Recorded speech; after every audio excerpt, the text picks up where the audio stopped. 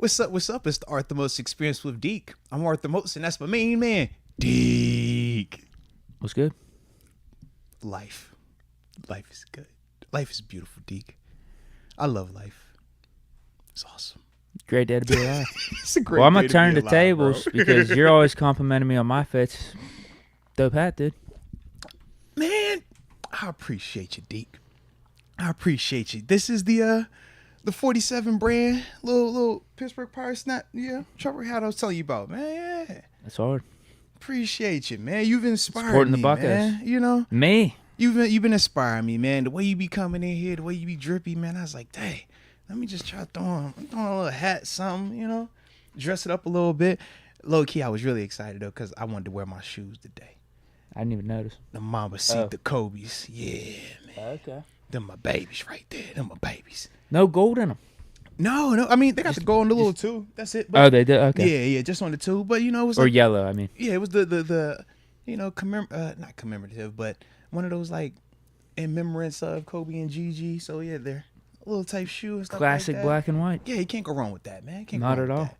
But Those it are goes- what? The 8s? These are the 6s, the Sixes. Protro 6. Yeah, man. But it flows perfect with the Pirates hat. I was like, you know what? I like this vibe right here, man. So yeah, it was good energy today, man. Good energy.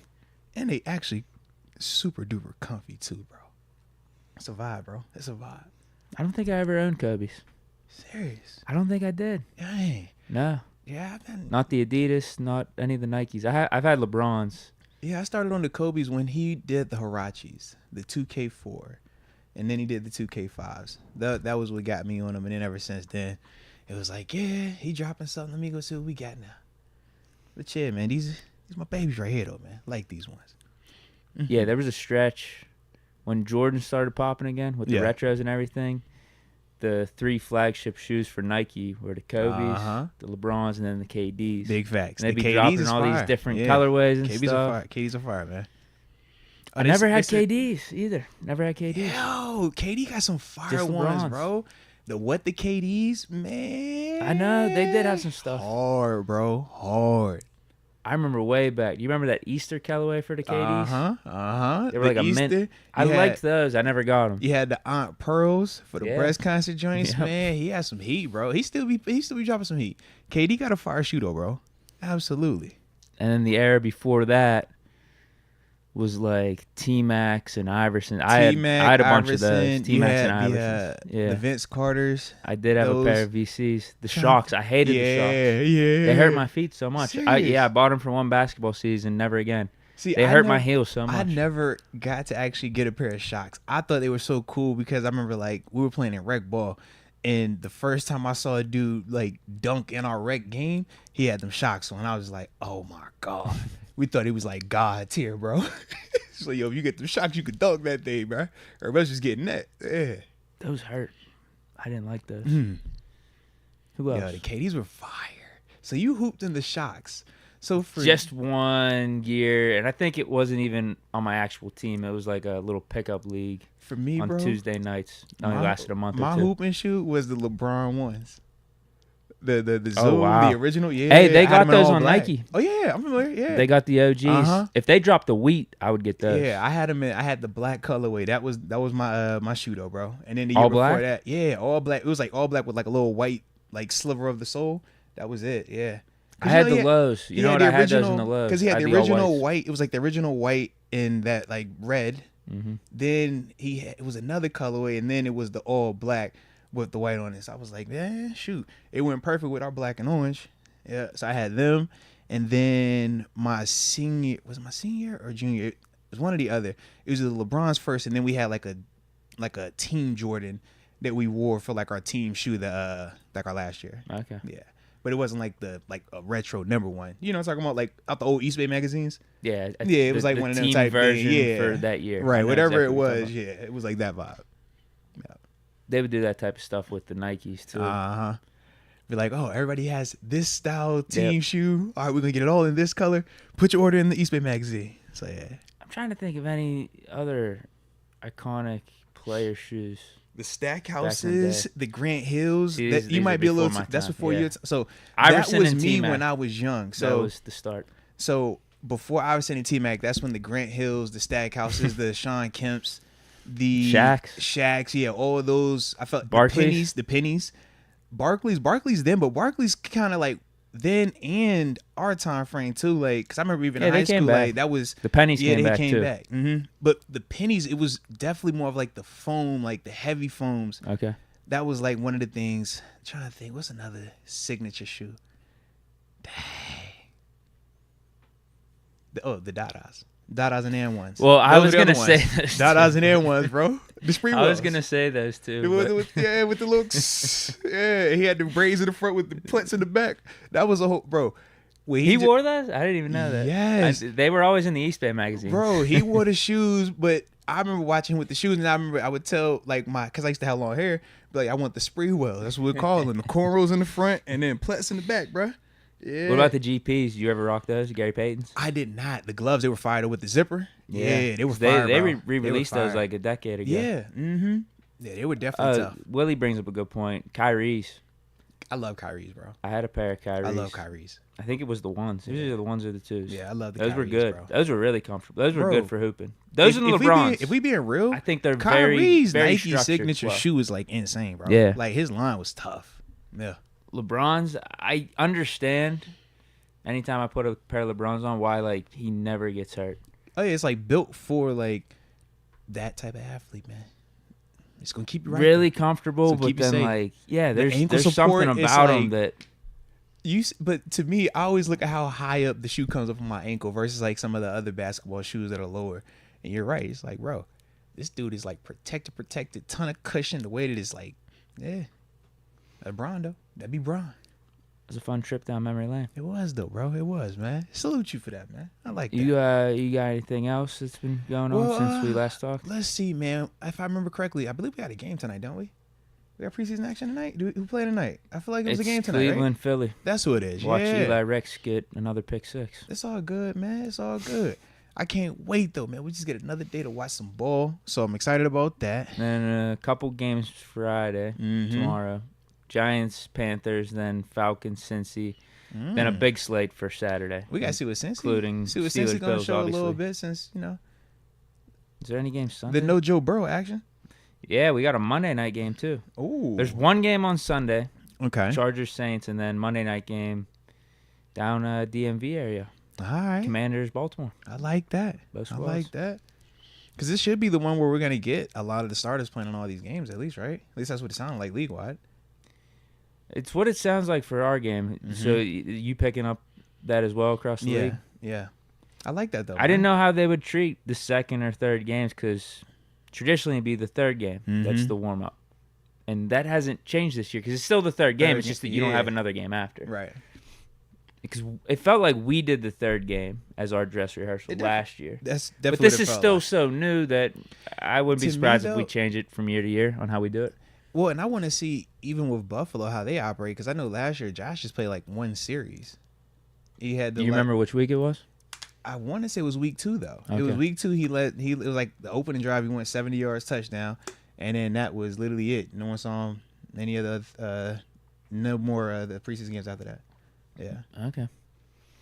Well, it looks like I know we're going to talk about it more, but they're scheduled to play their first team offense, and then so are we, and it's going to be more than what we saw from last week. Yeah. Should be fun. Yeah, because I know Buffalo, it's going to be a good one, man. I'm excited about it, bro. I'm excited. You know what? I do have a thought on my mind as well. Talk to me, baby. Talk to me. Deke thoughts. So you know how you walk into stores, like retail stores and whatnot? Yeah. And typically there's people up in the front asking, you need any help or just greeting you and whatnot. Mm-hmm. I feel like, you can tell me if I'm wrong on this. Maybe I'm just in my own world. Here we go. I feel like it's a lose-lose situation for the consumer walking in. Ooh, do tell. How do you feel whenever they greet you? I don't want to be greeted. It's like, I know what I'm coming in for. I don't need to be asked, like, do you need help with anything? You want to look for something, this and that? What are you here for? I don't want that. I don't want that. Okay. So that pisses me off. Okay. But then I feel like if I'm not greeted at all, I'm like, all right, what's the deal? This place isn't friendly. It's lose-lose. So, like, people, man. You just got to control what you can control. If you want to greet from your store, just have your store greet. If you don't want your store to greet, don't greet, because of what you just said right there. You literally can't go right. You're gonna be wrong every time. Wait, am I wrong on that though? Do you feel the same way? I put it like this: you're not wrong, because I'm situational, and the reason I say that is because I've worked where I was that person before, where I had to be the one. I think it's lose-lose for the people too, the to an workers. extent, but this is I'll explain it like this, right? So when I worked at Circuit City, sales, you want to go get that person first. I'm trying to get you as soon as you walk in this door, and I'm gonna make it real chill. Oh man, you look good, bro. Hey man, what's the word, man? Man, come here. I already know what you're looking for. Come with me. Why you gonna waste your time? Unless you're trying to get some steps, but we can exercise together if that's the case. But bro, if you're looking for a TV, let me take it to the back. All right, we can start at the top, but if that's a little bit too pricey, man, let me get something that's more affordable, but it's gonna still set the mood for you. Still gonna have you feeling like you the king of the world. I want to buy a TV right now. But then I've done it when I was working at Hollister, and it's like, hey, what's up? You looking for some shirts? You're like, yeah, I feel real creepy right now. This just doesn't feel like the vibe. Just little tears just care about those Wait, shirts. Hollister? I thought you were at Abercrombie. No, not Abercrombie. Okay, I was Hollister, bro. I was Hollister. Yeah, put some respect on Hollister, all right? Put some respect on mine. Yeah, it's still holding on. It's still going strong, all right? But it was just a different vibe there. You know what I mean? The demographic is different, and what you're selling is different. So at times when I look at people clothing shopping, I'm like, unless they're asking for your help, let them kind of just browse and see it. Whereas I felt like in the sales industry of like, you selling electronics or TVs or computers and stuff like that, you kind of already know they're here to spend on something that's nice. But they don't really understand all the different technologies and what makes what product different. So that was why I felt like when you selling that, it makes sense to come over there and like, man, why are you wasting time in this section, bro? Nothing over here looks good. Why you think it's priced like that? This what you want right here. Whereas when it's closed, that's like style. It's like, you might like this look and you don't care anything about what it's made of. You just like the look of it. So that's why I think of it like that. But yeah, it definitely sucks that when you walk up on that person and they give you that look like, why are you talking to me? Like, get away. And then when you give them space because they tell you get away, but you didn't realize you gave them too much space. So now they like, I need some help. Can you come over? You like, dang, bro. Like, you told me you ain't want no help. Now you want me to help you, man. Like, what you want me to do, man? Yeah, I suppose I can understand it, man. I could definitely understand it, bro. It's lose-lose. Yeah. You walk with that person, like, I prefer the no greet, but at the same time, it does pop up in the back of my mind. If I don't get the greeting, I'm like, this place too cool for me. Yeah. Like, do we got workers here? Yeah. These people know how to do their jobs. Listen, when I walk in places, sometimes I'm like, dang, what's up? My money ain't good here, baby. my money don't spend here. Dang, what's that about? Yeah, absolutely, bro. So I feel you, but then it's times when you walking, I'm like, hey, bro, you ain't have to greet me at the door like that. Let me chill for a little bit. Let me breathe, man. Back up. I ain't taking nothing. Like, dang. Exactly. Yes. I know exactly what you said. Yep.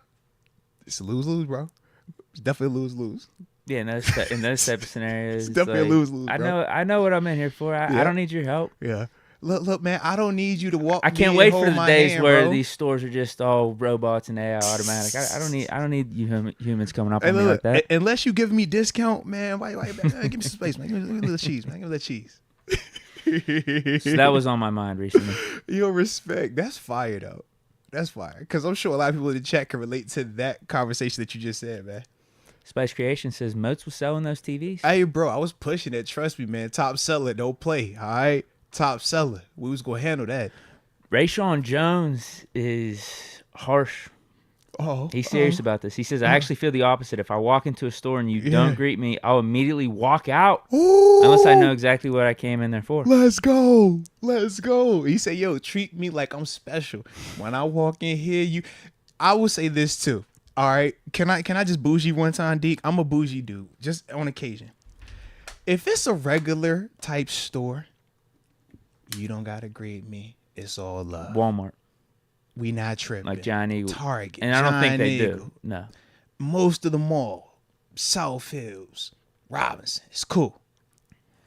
If I'm anywhere where we know the price tag starts at this point, and that's just for the little tiniest thing in here, and you see me walk in, don't play with me, man. Come over there and show me some love. Because if you talk to me and I feel like you making me feel important, I'm going to spend a little more. But if I come in here and I got to look for you. You want it to be an experience. Bro, we was in New York shopping. You know they got the high end. If I'm walking in the high end, make me feel like I'm in the high end and I'm special. If you don't, I don't want to spend there. I'm going to the across the street. All right, you don't want me to feel special in Louis. I'm going to Gucci. You want me to feel special in Gucci? Okay, I'm going to go over here to Prada then, baby. Somebody going to make me feel important if I'm spending my hard-earned money. That's how I look at it. Same with cars. It's like, man, if I was this dealership, make me feel nice. If you make me feel nice, I'm going to be way more open to spending, bro. Way more. But like I said, it's only for like certain stores. I don't want that at every store. But if it's like a nice man, like, yeah. Rayshawn also says, he's got good perspective on this. He says, I was a store manager whenever I was 18, so I kind of see it from both sides. Respect. You don't got to ask if I need help, but definitely acknowledge me. Shoot, that's a great thing. Because you know what? Speaking of this hat, right? Salute. Oh, man, I wish I would remember bro's name. It was two cats working at Lids in the mall, Robinson Mall, right? My pops was in town. We're taking him in there because he wants to like get some stuff. As soon as we walk in, he's like, yo, Moats, man, major love, bro. I watch you in the podcast, man. I love that. Nice. The other dude, bro, man, dog, man, talk to me about the game, da-da-da-da. And literally because of the energy they had, bro, I was like, man, I'm buying something in here. Now, granted, I know I was going to settle on this Pirates hat, but I was like, I'm going to buy something because the energy was just right. I felt good.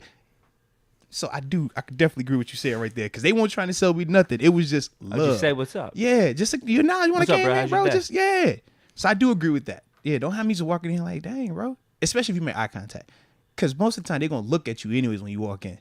So it's super awkward if you look at me walk in and then just go back to what you're doing. Can I get a, hey, guy. You ain't got to follow me. You ain't got to sell to it. Just, hey.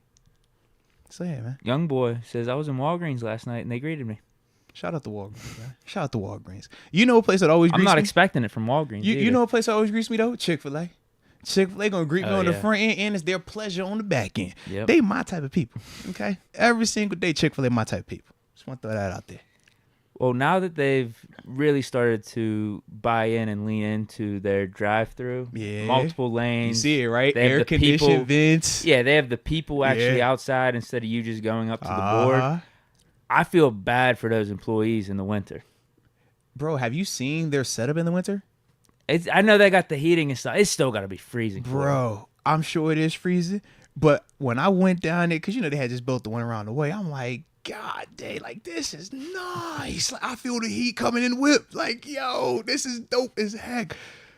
Shout out to them, though, for that, bro. The fact that they even thought to take their workers outside. Because they started doing that for COVID. Yeah. But then they just kept it going. Yeah. It is because a dope they do have a model, nice though. drive-through. It's a dope model with the fans for when it's hot, the heaters for when it's cold. I was like, salute them, bro. Salute them. I like that. I like it. Anything else? Get to the intros? Well, actually, before we even get to the intro, I did see a little bit of color pop up here real quick. Oh, sure. Yeah. I did just see that. So let's definitely pay some attention to Rare Stat. I believe that is. Shout out to you, Rare Stat, man. We definitely appreciate you from the heart. Absolutely, absolutely. To start today's show off.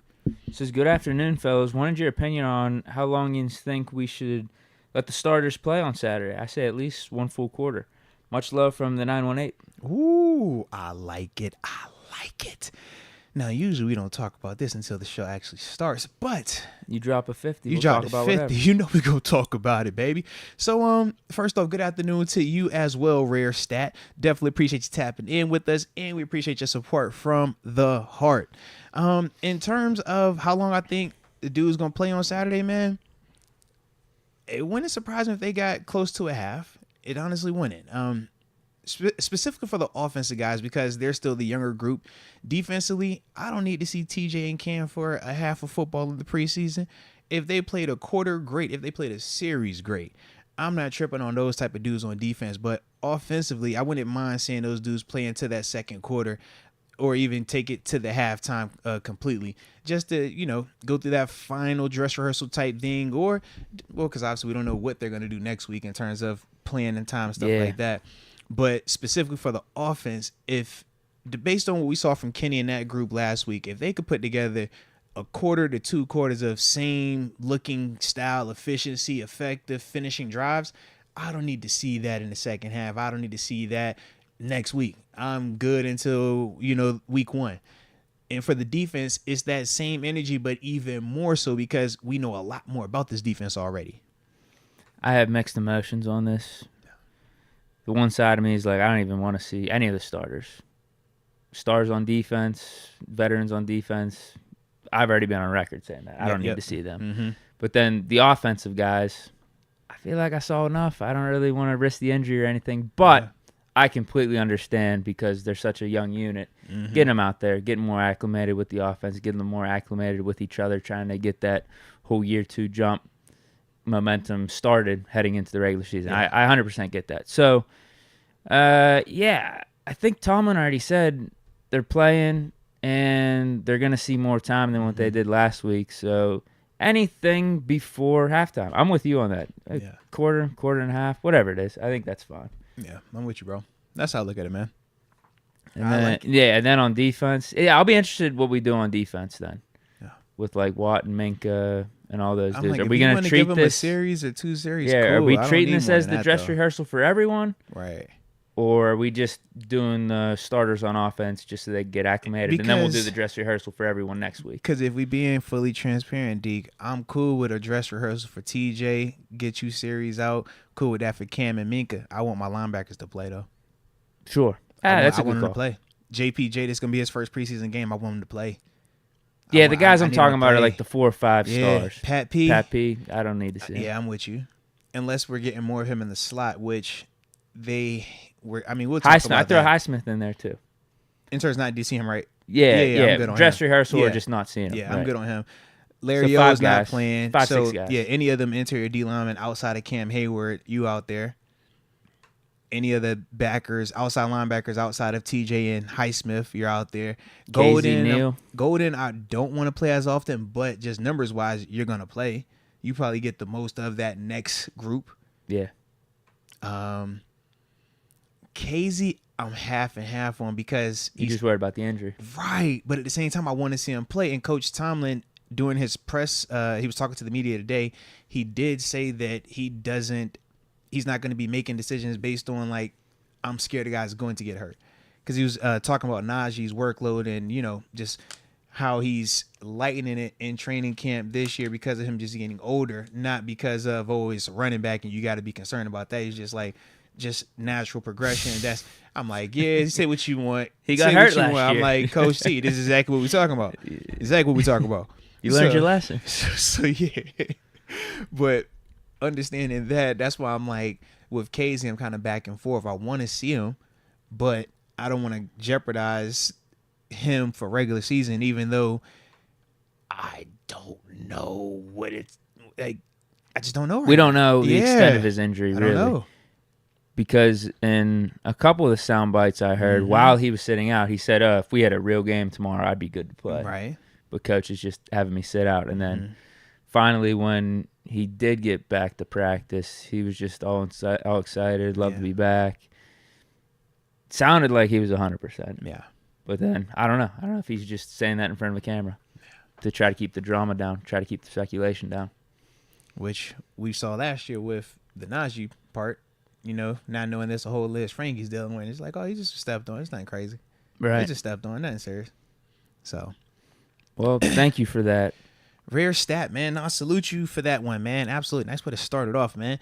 But with that being the case, man, let's go ahead and start it like how we normally do, baby. Just because the Bills coming to town don't mean we got to change up the flow, Deke. Don't get weird on me today, all right? So with that being the case, go ahead and drop in the comment section where you are tuning in from so we can give you those big boy shout outs to start today's show. And don't forget to hit that like button one time for the culture and subscribe if you have not done so just yet.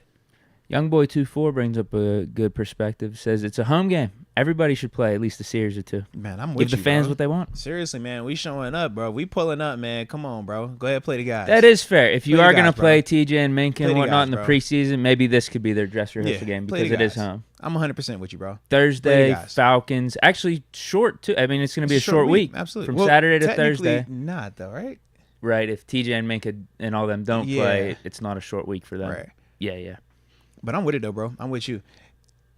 low key, can I tell you something, Deke? So you know I've been having this dilemma in the house about what jersey my son's gonna wear. Right. I've been telling him Josh wasn't gonna play. He's playing. Absolutely, he's playing. I'm just like, yo. What are you gonna tell him now? I don't know.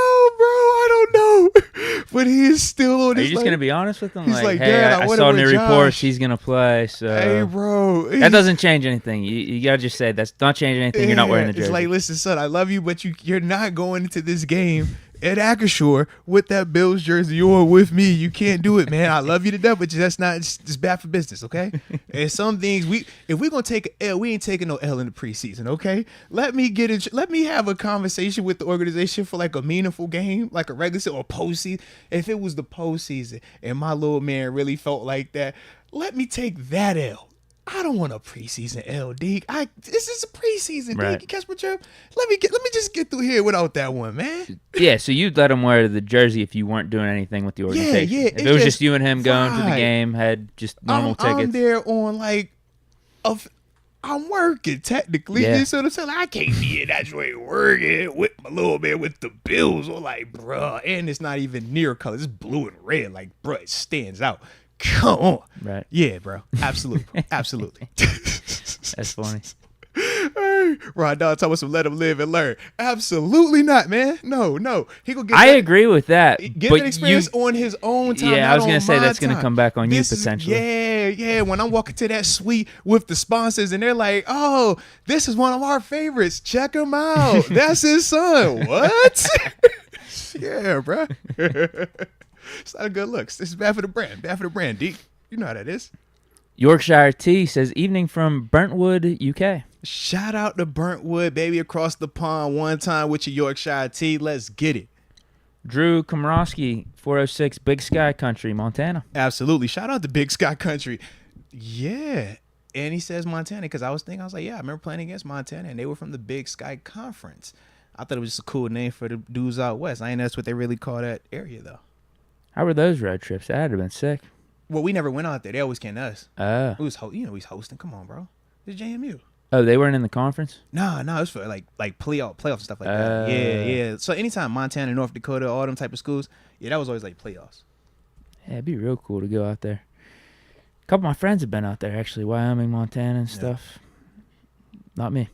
Corey Martinez, 915 El Paso, Texas, but watching from Puerto Penasco. Ooh, all right. Nice stuff. Let's go. I'm familiar with Puerto Vallarta, not Puerto Penasco, though. So salute you on that one, Corey. I like it. 828 style. 828. Man, you know 828 in the building. And 828, the package came. I'm picking it up tomorrow. Have not had a chance. I was in like meetings all day today. But I got you. The package did come, so I can't wait to check it out, man. D, I can't wait, D. The package that he sent for both of us is here, man. Oh, really? You see, I got the alert. It was like, yo, it's drops. Oh, let's ride. Heck yeah, really? Man. Heck yeah, bro. So definitely can't wait. Is it kicks or is is it just anything? It's supposed to be cakes. It's supposed to be the kicks? Customs. Wow. Yeah. So I'm excited, bro. I'm excited, man. Oh, that'll be dope. Heck yeah. Milan Patel, 513, city of second place in the North this year. Hashtag Steeler Nation. Shout out. I don't know who 513 is.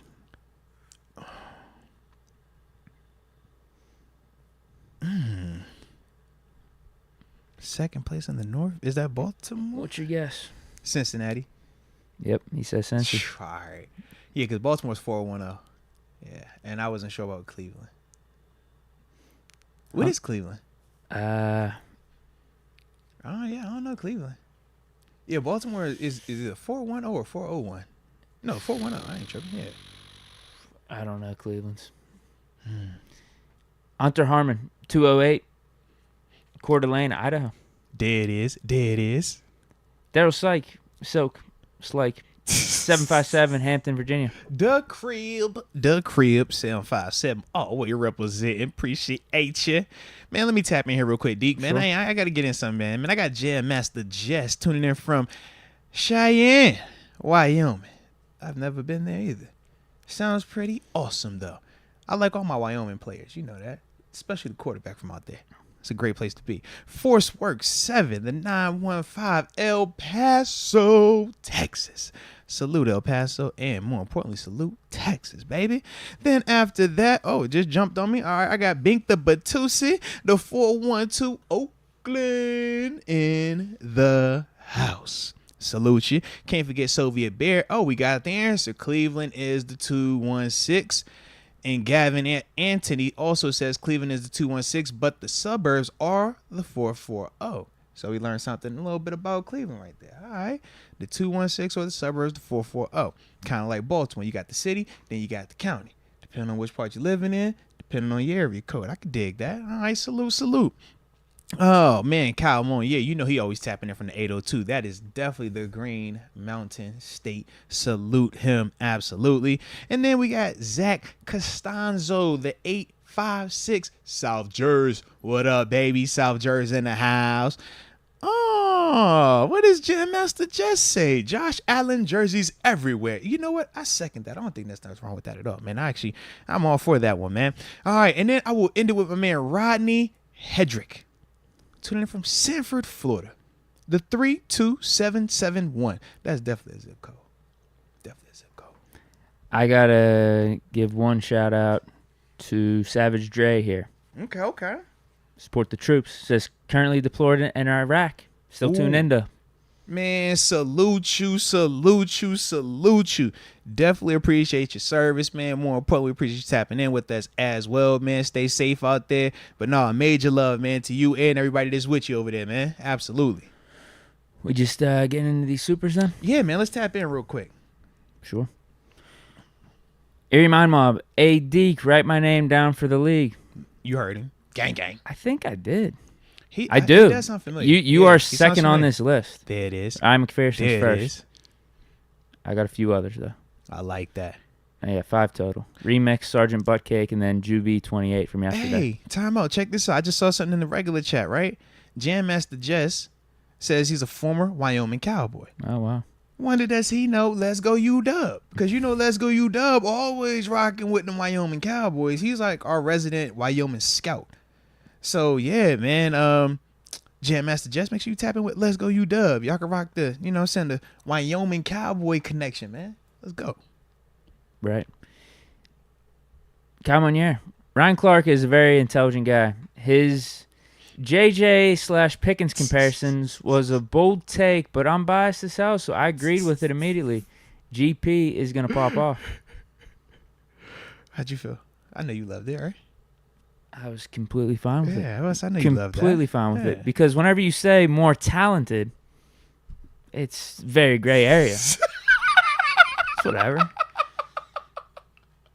I was like... You can say George Pickens is more talented than DeAndre Hopkins. You can say George Pickens is more talented than Devontae Adams. Like any of these dudes. Yeah, just talented, yeah. You just got to put the talent with work ethic, with technique, and the minute detail. You got to just put that all together. Yeah, to get the actual production on Sunday. So is George Pickens capable of doing Justin Jefferson type of stuff? Yes, 100%. I don't think anyone doubts that. When George Pickens said, I'm the best receiver in the league, no one doubted it. No one doubted Absolutely. that. Yeah, I think you could eventually be that at some point. Could it be year 2 right now? Could it be year 3, 4, 5? Whenever it is. But yes, he has that type of talent and that type of potential. There's no doubt. True. So what Ryan Clark said, there's nothing bad about it. Very true. There we go. I liked it. It's just, of all the names, I'm like, bro, it's arguably the best receiver in the game right now. And it's a lot of dope receivers in the game right now. I like it, though. I like it. You know me, man. What? That's a lot. That's more talented. How can you debate it? How can you dispute it? Like, have you seen Justin Jefferson? Like, what? What? Like, huh? The same way we could just throw that out there. Can't we just say the same thing for Justin? Justin Jefferson is the most talented receiver in the league. Can we say that also? Someone could say that. Then I'll come back and say George Pickens is a little more talented. Ryan Clark said it. What? And I love Marcy. I ain't going against him. Just like, bro, that still came out a little bit right there.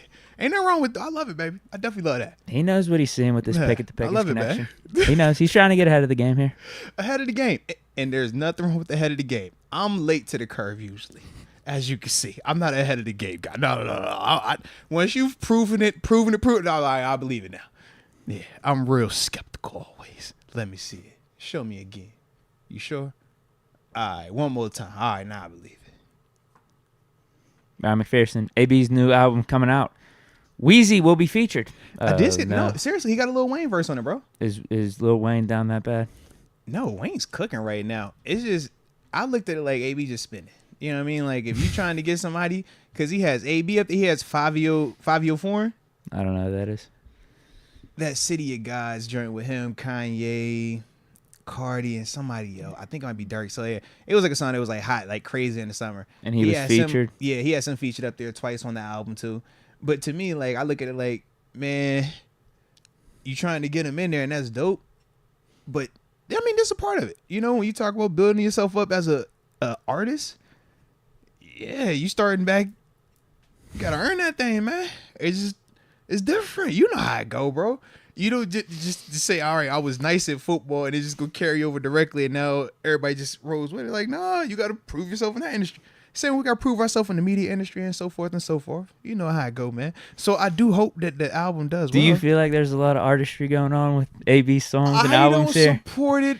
Or is he just trying to get big names? I don't know, bro. I just don't want to crush anyone's dreams if they are legitimate dreams. So that's why I try to be cautious and just aware of people's feelings with that. Because I look and I say this. What's the biggest difference, Deke, realistically, between starting your own music and like your own music vibe on an independent tip, which is what he's doing, right? He's not signed to a label, versus me starting a podcast or anything different, right? We're all treating these as independent ventures. That way you just spend a little bit more on some of these big name features, but you still gotta build yourself up. You don't just hop in here day one and it's supposed to be like day 6 or year 6 or year 10. It's like, no, you gotta prove that thing. Same way we are. But it take time, man. I like his approach, though. You getting some names that will at least get you talked about. We talking about it. We are talking about it. Probably check out the Lil Wayne song. See, no one talked about L. Bell to that extent because the two people he tried to get featured, he said, Moneybagg Yo, and I forgot the other guy. No clue who that is. He was like, bro, both, you don't know Moneybagg Yo? No. All right, all good. You know, is he a younger rapper? I think I'm just getting old because the Madden playlist, I only recognize 3 names out of probably the 25 songs on there. So he's not like crazy young like some of these like teenage dudes we be seeing, but he's been around. Yeah, he's been around. So he's with like Yo Gotti. Okay. So he's like Yo Gotti's like one of like his big like artists on the label. So he had him on, you know, L. Bell's track, but L. Bell went out and publicly said like, bro, he sent me a terrible verse. I'm not about to put this out here even though I paid for it. Historically, everybody that has followed like Lil Wayne in his career, if he's featuring on your song, he usually gonna go crazy on it. He usually gonna give you a hard verse. So that's why it's like for AB, maybe you spent more now because it costs a lot more to get Wayne on your joint than to do Moneybagg. But in, you know, contrast, you get him for what you paid for. So you gonna get a fire verse, you get us talking about it, you might even listen to the song. Is that gonna make you download the album? No. Is that gonna make you go to his next concert? Probably not. But if he get, you know, a couple hot lines here or there or something that's quotable and it keep going, you had to dance initially. You got to build off of it though, right? Well, you saying quotable, and you can correct me if I'm wrong on this, but it feels like AB's more about going viral, staying famous, being relevant, as opposed to being in this for the love of rap. Now you can tell me if I'm wrong. No. You're taking quotable as like verbatim, word for word. When I say quotable, the dance that he had, right? Put it on. That's a quotable. You don't know what it's about. You don't even have to know the words. You just know the dance. So when I say quotable, you just have to have something that we can go back to and reference you for that, and you're gonna be remembered for it. That's what I mean by quotable. No, I'm with you. That's not a bad strategy from a marketing standpoint. But do you get what I'm saying? I'm with you though, bro. Absolutely. In terms of being in it for just the love of the rap game, the art, it doesn't feel like that's AB's motivation. I'm just trying to respect it early on because I don't know. I'm like, I hope you care enough because you're spending on these features, and those artists that you're getting to feature you, they're not cheap artists. If you know this artist on the radio, he costs money, bro, because you don't make it to radio or make it to being known without having some level of, this is what it's going to cost to get me on you. So when I'm thinking, I'm like, bro, You got 2 features of him, and you got a Wayne feature. Like, I don't even know what else you're doing in terms of clearing samples and all that other stuff, but I know it costs a lot of money, or it can get really expensive. So if you're doing this, and would you anyone be shocked if the samples aren't cleared? We find out in a couple months. It would not shock me either. It would not shock me. But my thing is this though: if you're doing all of that and you spending that type of money, and you're not for real about this, it's like, bro, you wildin'. Like, you could go waste that money somewhere else, bro. You can go spend that on something totally different. But I didn't see you in the studio with Young Thug before he got locked up, Free Thugger. I didn't see that. I know that costs. 5-year foreign. Like I said, he was dominating the summer with his songs, bro. He had Kanye on his album. He had Kanye as a feature. He had Cardi B as a feature. You see what I mean? Like, I know this would cost. And we said it's Wayne. Wayne's arguably one of the greatest rappers of all time. Arguably, you know, it's always Hov. The Rock's in the building. But it's like, bro, you pulling them type of dudes, man. If I remember correctly, don't he got a Rick Ross verse as well? Remember that early on? Think so. He has a Rick Ross. All right. You do the math. You tell me what's up. Maybe part of it for me too is just not thinking AB songs are good. So it's like, what's the point of all this, right? Yeah. But I'm like, he does have some catchy stuff. But you look at L. Bill, right? Initially, when L. Bill started making music in season, we thought he was just bored and just needed something to do. We're like, bro, if this is going to keep you out of trouble, go for it. Here we are 7 years later. He's still making music and he's taking it serious. He's like, yo, I really do feel like I can do this thing. So that's why it's like, all right, I didn't believe that was a passion of yours because we've known you as a football player your whole life. But if this your new passion, bro, you got a lot of time, a lot of money, man, go for it. Who's it saying the next 10 years you'll just be 40? Tops. 40. You still in the same, bro. But that's the thing. I was like, I don't know for AB. Maybe that's his new thing. Maybe he's officially shut the football door. And he's like, yo, I'm all in on the music door. I don't know. But I hope it works out for him, though, man. I think that's a good mindset. It's Wayne, too, bro. I'm going to listen to Wayne. I think that's a good mindset. I'm rocking Wayne. Do whatever the hell you want to do. Yeah. Just don't hurt nobody else. Right. Then you good, bro. Like, if all we talk about from AB going forward is him spending money on features, and do we take his music serious or not, man, he'll be a great person from here on out. It just can't be the other stuff that we usually talk about here for, bro. If the music stuff doesn't work out, what's his next step? I'm scared. The boxing? I'm scared to know. Don't put him in that ring. He don't need no more headshots. Chill out. No more. AB versus Logan Paul or Jake Paul? AB L. Bill. Let's do that one. I don't want to see that as a Steeler fan. I don't want to see Steeler on Steeler violence. All right. Yeah, it needs to be one of the Paul brothers. They too big, bro. I feel like it's gonna be too big for AB. For AB. Oh, yeah, you're right. AB. Bell would probably do better. Yeah. Yeah. That's a I big think you're dude, right. bro. Yeah. He needs that dude from TikTok that got knocked out. What was his name? Hall. Right? Yeah. That was a couple years ago. Yeah, fight you one of them dudes, man. Yeah. That would work. They're probably. I don't want him to he's fight probably anybody. smaller than AB. I don't want him to fight anybody. I just want AB to be happy and not harmed or harm anybody. Just stay in the music booth, bro. You could be a rock star. Rock star football player is kind of similar, all right? Just minus the physical play part. But you got to make some hot music because eventually you can't just be a rock star. Like, you got to have some type of song to go with your football. Can we get some more substance outside of a little catchy TikTok chorus? Because right now we're like, yo, it's still AB, the former football player, and that's the allure. But like we said, that's great the point. longer you're removed from football, we're talking Pickens now, Justin Jefferson, Jamar Chase. We start hearing them names. You start to fade to the back a little bit. Unless he wants to get into acting, maybe. Yeah, that's another option. Yeah, you got to do something else to stay. Yeah. So it's like, you can't just keep pulling up as AB. Like, you got to have something coming out for the crowds, at least, the way that he's accustomed to them being. Yeah. And I feel he likes that. That's what I brought up at the beginning. I feel like he does want to stay relevant and famous and have that lifestyle. Moses brought up one for the boxing match. He says AB versus Nate Robinson. Low key. He was the one that's the one he got knocked out by Jake Paul, the first one. The first initial. That was the meme where he's just laying horizontally. Yeah. But Nate's small, though. And that's when we first found out, like, AB versus Floyd. That's his man's, though. I was going to say, aren't they buddies? I don't know if they still homies. They used to be his man's, though. Yeah. That would be stupid. Wait, no one wants to see that. Well, Floyd do exhibitions now. Floyd got time. Floyd be touching them boys up. Beep, beep, beep, beep, beep. I be like, yo, he's chilling. It just the one dude he beat so bad, dude got mad and tried to run up on him, and Floyd beep, beep, beep, beep, touched him up in the midst of the run. I'm like, bro, homie is not to be played with. Y'all can act like you want to run up on that if you want to. You better leave him alone, man. Andre Zell. Deke, did you see Dan apologize and change his take? We talked about that yesterday. Yeah, respect, man. Respect. Oh. We're calling Dan Orlovsky just Dan on a first name basis. Or Dan O. That's what I keep saying for a bit. Dan O. I was calling him. He didn't even bring up the O, though. I was calling Dan. Did you see Dan? I usually say Dan Orlovsky. I'm very formal. I like that. He has a long last name, Orlovsky. And I know how to say it right. So it's like, yeah. A2A Style, what's up, Moats and Deke? Salute you. Did you approve? I gave you the heads up early. Yeah. So, like I said, picking them up from the spot tomorrow. But I say it was a busy day and a half. But yes, they are here, so I can't wait to check them out. And we're going to give you a review. Absolutely, baby. You know that, man. Come on, 828. AB versus Pac-Man. Actually, that would be a good one. I don't think so.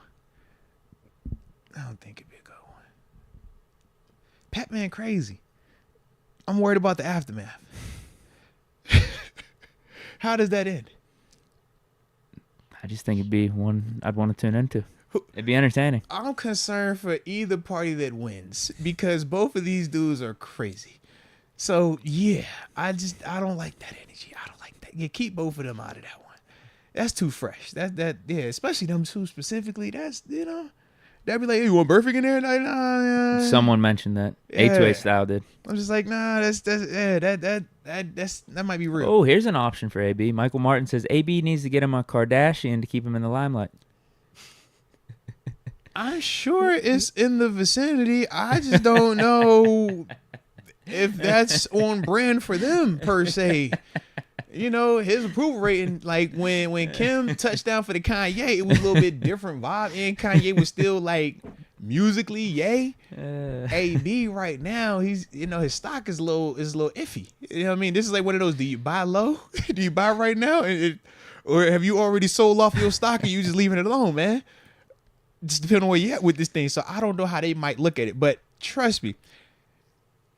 It seems like dudes go into the Kardashian situation more cleaned up and buttoned up, and then they end up Lamar like how Odom, AB Kanye. was. Yeah, whereas AB's coming in like hot right now. Yeah. I don't know. I don't know if that's gonna work out like that. Wait, Bink the Patizzi says, don't want the Kardashian curse on AB. Or is it AB giving the AB curse to the Kardashians? I'm scared to see what could be the worst curse for AB. Like my dog he's on one. You know what I mean? He's doing better right now. I'm shouting to the music. Stoic. I'm talking stoic. If you talking AB right now, stoic. Kardashians could be a blessing for AB. It could be, bro. Could be. But you're right. I guess he's been doing better over the last however many months. Haven't heard about him. A2A Style say he need to go to the darkness retreat. Put him in the darkness with Rodgers, bro. That could work. The darkness with the butter, that could definitely work, bro. You know that could work. It could work. I feel good about that. Just lock him in there. If Rodgers stayed for a month, leave him in there for 2 months. Yeah. I don't know if he'd last a day. I don't think he would either. But I think it would help him, though. I don't think it could hurt him. It worked for Rodgers. Yeah, I guess. If it worked for him, it's got to work for him, right? There's got to be some science to it. Coming Braden Fajoko is turning into a nice pickup for us. No, without a doubt, man. He's been putting together a really, really nice camp, man. I'm excited for him, man. Like I said, man, get back in the stadium and ultimately try to show that he could take him a spot, man. I definitely like what I'm seeing from him, though, man, without a doubt. I'm not sure who this is. It says, hope all is well, fellas. Who do you think will be the surprise cut this year? Let me see if I can find whose name that was. That was Dustin Klein. Yeah, the surprise cut. Unfortunately, I don't like that game. I don't want to do that one. Did you get this one? Who you think the surprise cut? Yeah, man. It's personal for me. That's why I don't like throwing out the negative energy about. I think this guy might not make it like in a surprise cut type of way. But would Kendrick Green be a surprise? Depends on who you are. Right, because some people probably think he's still going to make the team because he was a third-round pick a couple years ago and we're coddling him. can't think of any surprises right now. I think of like in the secondary defensively. I think it could be a name potentially that would surprise Trey people. Norwood. I Something like that. think it's a couple names that could surprise people just based on what we do with some of these guys like Elijah Riley, for example, right? Coming into this offseason, he wasn't a name that was heavily mentioned in terms of making a roster. Spencer Anderson wasn't a name that was talked about in terms of making a roster, but both of them dudes have put themselves in positions where they're going to be in that conversation. Them type of dudes making it alters, potentially some of these other guys at spots, and that's the cause and effect and stuff like that. So I don't necessarily have a name I want to say, but I can see how certain players, even Armand Watson, what he's been able to do of lately in practice and stuff like that, how that could potentially have an effect on somebody else that would surprise us, because we're like, yo, that player's a way better player. But when we talk about the numbers element of it, and it's like this position, we need this guy here more than we need you because we got him, and him. So it's that type of stuff for me that I kind of look at. So there's 2 good comments in the chat. Mm-hmm. Willie, the Steelers guy, 420, says Shannon Sullivan. That would be a surprise cut. Yeah, it would. Yeah. That would be. And then Bink the Patuzzi asks, would Pierre be considered a surprise? I personally don't think it would be a surprise just because of where he's currently out on the depth chart. We drafted JPJ. We drafted Corey Trice. We also signed Pat P. And we still got Levi Wallace. So when you just talk about the amount of players there, granted, Corey Trice going down opened up a door for Pierre. But at the same time, you're still asking yourself, where do you see him on this particular team, this particular season, if everybody was healthy, right? Because we're not accounting for injuries. We're not planning for that. And I think that's part of the thing where you talk about not Armand Watts, you talk about potentially an Elijah Riley making it as that slot dude. What does that do for a James Pierre, or what does that do for a Shannon Sullivan? Because we all can't be here, right? So it's stuff like that I think. How did the Steelers feel about Luke Barku, some of those other outside, Marjorie Harper, we brought him in? Or even how Pat P has shown versatility to bump into the slot, and how, like, today's practice, you got more of him working in the slot. So it's like, if they're viewing him there, well, what does it's really that say? type of vibe, maybe, huh? That's what I'm like. So moving what these outside corners around. Yeah. That's what they're trying to do, at least from, what's been going on in practice and stuff like that. So it's that type of stuff to me that I'm like, if they view Pat P's versatility to play in the slot like that, almost they might view him as the number one slot corner. You see what I'm saying now, right? Yeah. So if they're viewing him like that, then maybe Sullivan or maybe Pierre's versatility or their value isn't as high as we might anticipate it being now, because we feel like we got a guy that we know he can play outside, but now he's showing he could be our true starting slot. JPJ is ready to go out there. Like, that's the thing. But we'll learn a lot of that this weekend too, though. Because we're going to have everybody back out there. The only guys that aren't playing, Larry Ogunjobi, Nate Herbig, Trey Norwood. Those are the 3. Trying to think, it wasn't another name. It wasn't another name. So, yeah. I mentioned Norwood earlier as a surprise, but if he's not playing in this game and he eventually gets cut, I wouldn't be surprised. Because he hasn't been out there. Can't make the club in the tub, baby. And he was already on the fringe. Yeah. So, Phantom TV says Zach Gentry. I would be surprised. I would, but I wouldn't at the same time. The only reason I wouldn't is because of Rodney Williams. Similar. Wait, who? So he's another tight end. Yeah, he was that 87 out there? Yes. So check it out, though. This is why. Okay. Who are your top 2 tight ends on the roster? Muth and Gentry / Washington. I don't know. You're out there. You're saying Washington. Okay. Washington, right? Yeah. Who's the next most versatile player that you're going to use out of the group between Gentry and Connor? Connor. Not at tight end, but just in out terms on the of, field like, in general. Yeah, that'd be the third guy that you put out there, right? So now, in terms of special teams, what special teams does Gentry play? I don't watch it enough or pay attention enough. Right. Is he out there at all? Nah, he's not a teamer. Like, I was gonna say if he's probably blocking, right? Yeah, he's not a teamer like that. Whereas Rodney is a teamer, core 4. That dynamic is the part where I'm like, it would not surprise me to that extent, but it could at the same time, because obviously Gentry's been here, Yeah. And he's carved out a role on offense. But because of where Darnell is now, that changes the value there, and along with how we're going to use Connor. So that's the part where I'm like, if Rodney can keep showing more, especially in this game coming up. What does he do on special teams? So he can play all four things. He's not a return man, though. But in terms of covering kicks, getting tackles, Gentry doesn't cover kicks. Gentry's not running down on kickoff. Does he do blocking at all?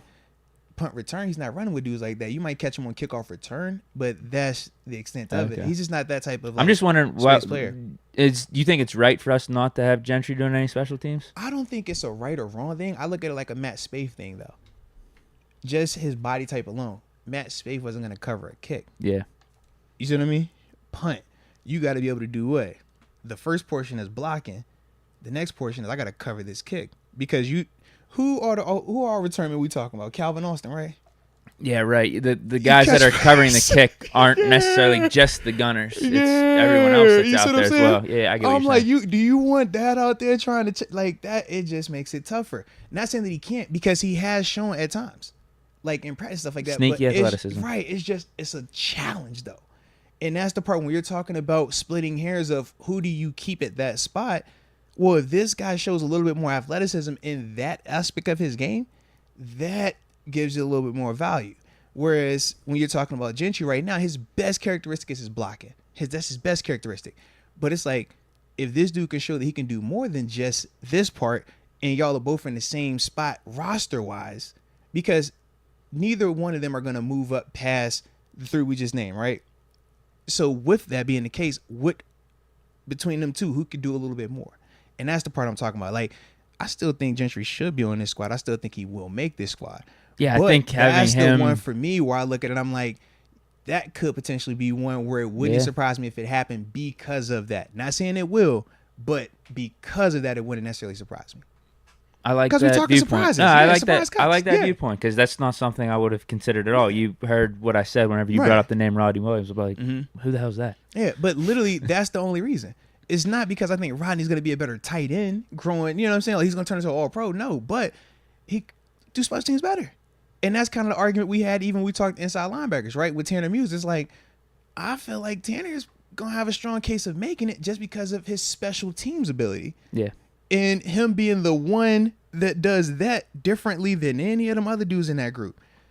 That's the part where I'm just looking like, all right, when we're talking about them last couple spots, how do we come to that decision? All of those things kind of get put into that conversation. Yeah, because I think Gentry, wherever you have him on the depth chart, is tight end 2, tight end 3, whatever. I think he'll still provide value to the offense, because you could get some 3 tight end sets out there. Come on now. Him, and Darnell, and Freiermuth. Absolutely. Or even if you wanted to give Freiermuth a breather, or put Freiermuth out in the slaughter, out at receiver, you could have Darnell and Gentry blocking his tight ends. And, that should obviously help the run game.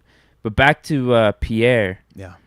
I do think Pierre's going to make the team. So if he does get cut, I would consider that a surprise. I would be surprised. What about Montravius Adams? I saw his name come up here. Ooh. It would be, because he's been around. We revamped that group, though. I know. At the same time, if you really think about it, should it be? Fioku's been balling. Keanu Benton, Fioko. Come on, bro. Who else? My man Jonathan Marshall. That's your man's. No, that's your man's. Marvin Leal. Still got Benton doing his thing. Loudermilk. We said Benton already, yeah. Loudermilk. I know they're technically different positions on the depth chart, but I don't think there's that big of a difference between like Montravius Adams and Marvin Leal and Loudermilk, right? They could pretty much do similar things, but Leal and Loudermilk, a little more athletic, younger. I don't hate it. But that's why they would be called surprises, though. That's why these would be surprises. I would be kind of surprised. I would be kind of surprised at that, but at the same time, wouldn't be.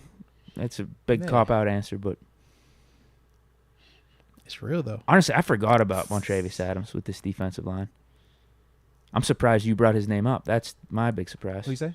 I'm surprised the person in the chat brought that name up, Montravius. I forgot about him. Yeah. With this D-line. Well, yeah, because it was Montravius, Armand, Armand Watts, and Loudermilk. To me, I'm like, all three of them, Fioku, they're all like battling for them little, last 1 to 2 spots. So I'm looking at all them dudes like, all right, you making the play here, you doing something there. All right, you done put together a good practice. All right, who gonna take it though? You know, because Phantom TV brings up Miles Killebrew. I would be surprised, not because of the defense, just more so because of special teams. That'd have been like if when like Robert Golden was here, Rosie, Danger, Derek Watt, like when you feel like you got like your special teams dude is like, hey Bay, yeah. That's kind of look at him. He's not giving us anything on defense. Nah, you see I named all like exclusive special team dudes, like yeah. That's why I wouldn't be surprised if he got cut. Yeah. Because we just have so many good players. Like, how many guys can we keep specifically just for special teams? We already brought up Tanner Muse. I mean, you know how many dudes play special teams? You put 11 out there every single time. We need him to give us something on the offensive or defensive side in case of injury, though, right? Like, Boykin can do that. No. Or them dudes that you're keeping because of how talented they are on offense, you need them to be able to give you something on special teams.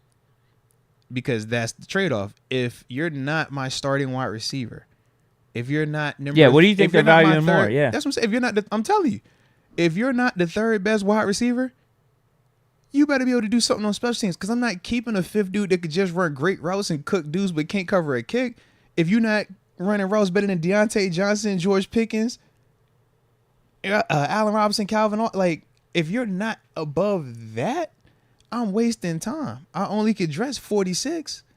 So why would I keep this fifth dude who's a great route runner when you got to get hurt, you got to get hurt, you got to get hurt, and I still got to be willing to go with two wide receivers for you to even get on this field. But I'm going to be covering kicks how many times in the game? And it's going to happen every game. And we've seen the whether statistics. It's 6 or 10 times, yeah. And the statistics show you get a return touchdown, you get a block punt, any of that type of stuff, your chances of winning 80%. You tell me if it's important or not. That's how I look at it. Is it going to happen every game? You hope not. But we've seen how teams get beat behind that as well. And that's when you're like, dang, bro, they need to improve their teams. Bro, why don't you put this dude out there? It was like, well, who you going to put out there? He's a great offensive player. He's a great cornerback, but he can't cover nothing in terms of covering kicks because he don't want to put his face out there. That's the type of stuff you think about. Rod Dulles has Miles Boykin as his surprise cut. I wouldn't be surprised. I don't think I would be. Well, that receiver room's deep, but then it goes back to the whole special team conversation we're having right now. Yeah. Let's see. Who do we think is a dope receiver right now that we don't really use on special teams? Hakeem Butler, has he been doing anything? Have they been giving him reps on special teams at all? I mean, he's out there. But we'll say him, for example, right? But he hasn't really done anything correct. As a receiver, at least in the first preseason game. But the potential is there, though, right? Because we would say Hakeem Butler has more potential at receiver than Miles Boykin. Yeah. Right? But if we're keeping 5 receivers, and we've named our 4 already, and it comes down to... I think we're going to keep 6. Okay. Well, if you keep 6, then hopefully it takes care of itself. I'm thinking Gunner for sure. Okay. And then, it comes down to Boykin or Butler. So then it's the same combo. Is Deontay playing special teams? Nah. Is George Pickens playing special teams? Nah. Is Allen Robinson playing special teams? Nah. Calvin Austin, we said, is a return man. So you get punt and kickoff return from him. Then after that, whoever your 5th receiver and your 6th receiver. So you done named 4 dudes that are speed. Hakeem's not showcasing in special teams? All I'm saying is you name your 4 fast guys, right? Your 4 best receivers. And we haven't got a guy that we talking about playing core 4 just yet. Heck, even Gunner. Now, Gunner, he gives a little bit of versatility because he's shown that he can cover kicks. Yeah. Not just be a return man. So I do like that part. So we down to Gunner. And whatever we do with this last spot in terms of being able to at least have speed on kickoff coverage, punt return, right? Because now we done named 5 of these dudes. After that, we talking linebackers, we talking running backs, we talking corners, safety. You know what I mean? So it's like, dang, your 2 fast positions supposed to be wide receiver and DB. I would like to have some of that out there because if you're slow on the coverage team, that's just as bad. Yeah, I think it just comes down to Miles Boykin or Akeem Butler. Yeah. So You I gotta have a wouldn't. team do, though, all right? I'm saying is I wouldn't be surprised if it is Boykin and they felt comfortable enough to put Butler out there on special teams. Nah. But I don't know what's going on in training. That's why I was asking Right. you. Are they trying out Butler out there? But it's different. Like, practice special teams is very different than game. Practice, Danny Smith is going to drill you. So it's like everything is condensed. I don't want you running far. I want you working the technique. You're not going to cover this kick live until we're in the preseason game. So that's the way, like, it's hard to gauge who's productive or not in practice. But that was why we came in here on Monday after the game. I was like, bro, such had this tackle. He had that tackle. He looked good on teams, because that's when you really get a chance to see it. Yeah. Are you going and hunting that ball down on kickoff and punt? Are you making your blocks? I'm not as big on the blocks part, because we know it's a crapshoot. It is very, very difficult. We're not blockers by nature. But you got to go get a tackle, because the tackle means we're not getting points put on that board. If you can't get a tackle out here, bro, and we putting this defense up here with a short field, bro, what that do for us? That's killing us. Killing us. If you're the return man and you can't get this football to maintain possession, you're killing us. And if you're a dude that plays special teams and you're heavily penalized, and every time the offense starts to drive, it's back 10, 15 Marcus yards. Allen. Come on, bro. You're killing us. I can't have that. So when we Did he get picked up anywhere? Actually, I don't think he I don't has. think he has yet, bro. I thought he was on a visit, but I don't think he got. Tanner I don't Muse think is he the new signed anywhere Marcus yet, Allen bro. for us. Yeah, but that's my thing. It's like you can just see how they're not overly important, but they can have a big time negative effect on you if they're not good enough. And that's what you kind of got to deal with. But that's building your roster up, right? You got to find that balance of how much talent is for offense, defense, how much talent is for special teams. You don't make your whole roster based on special teams, but that's why it's a third of it. That's why we're not talking about the first 4 receivers. We're talking about the last 2 receivers. Right. We're not talking about the first 5 DBs. We're talking about the last 2 DBs. So it's that type of combo with it, man. Ain't nothing crazy, though.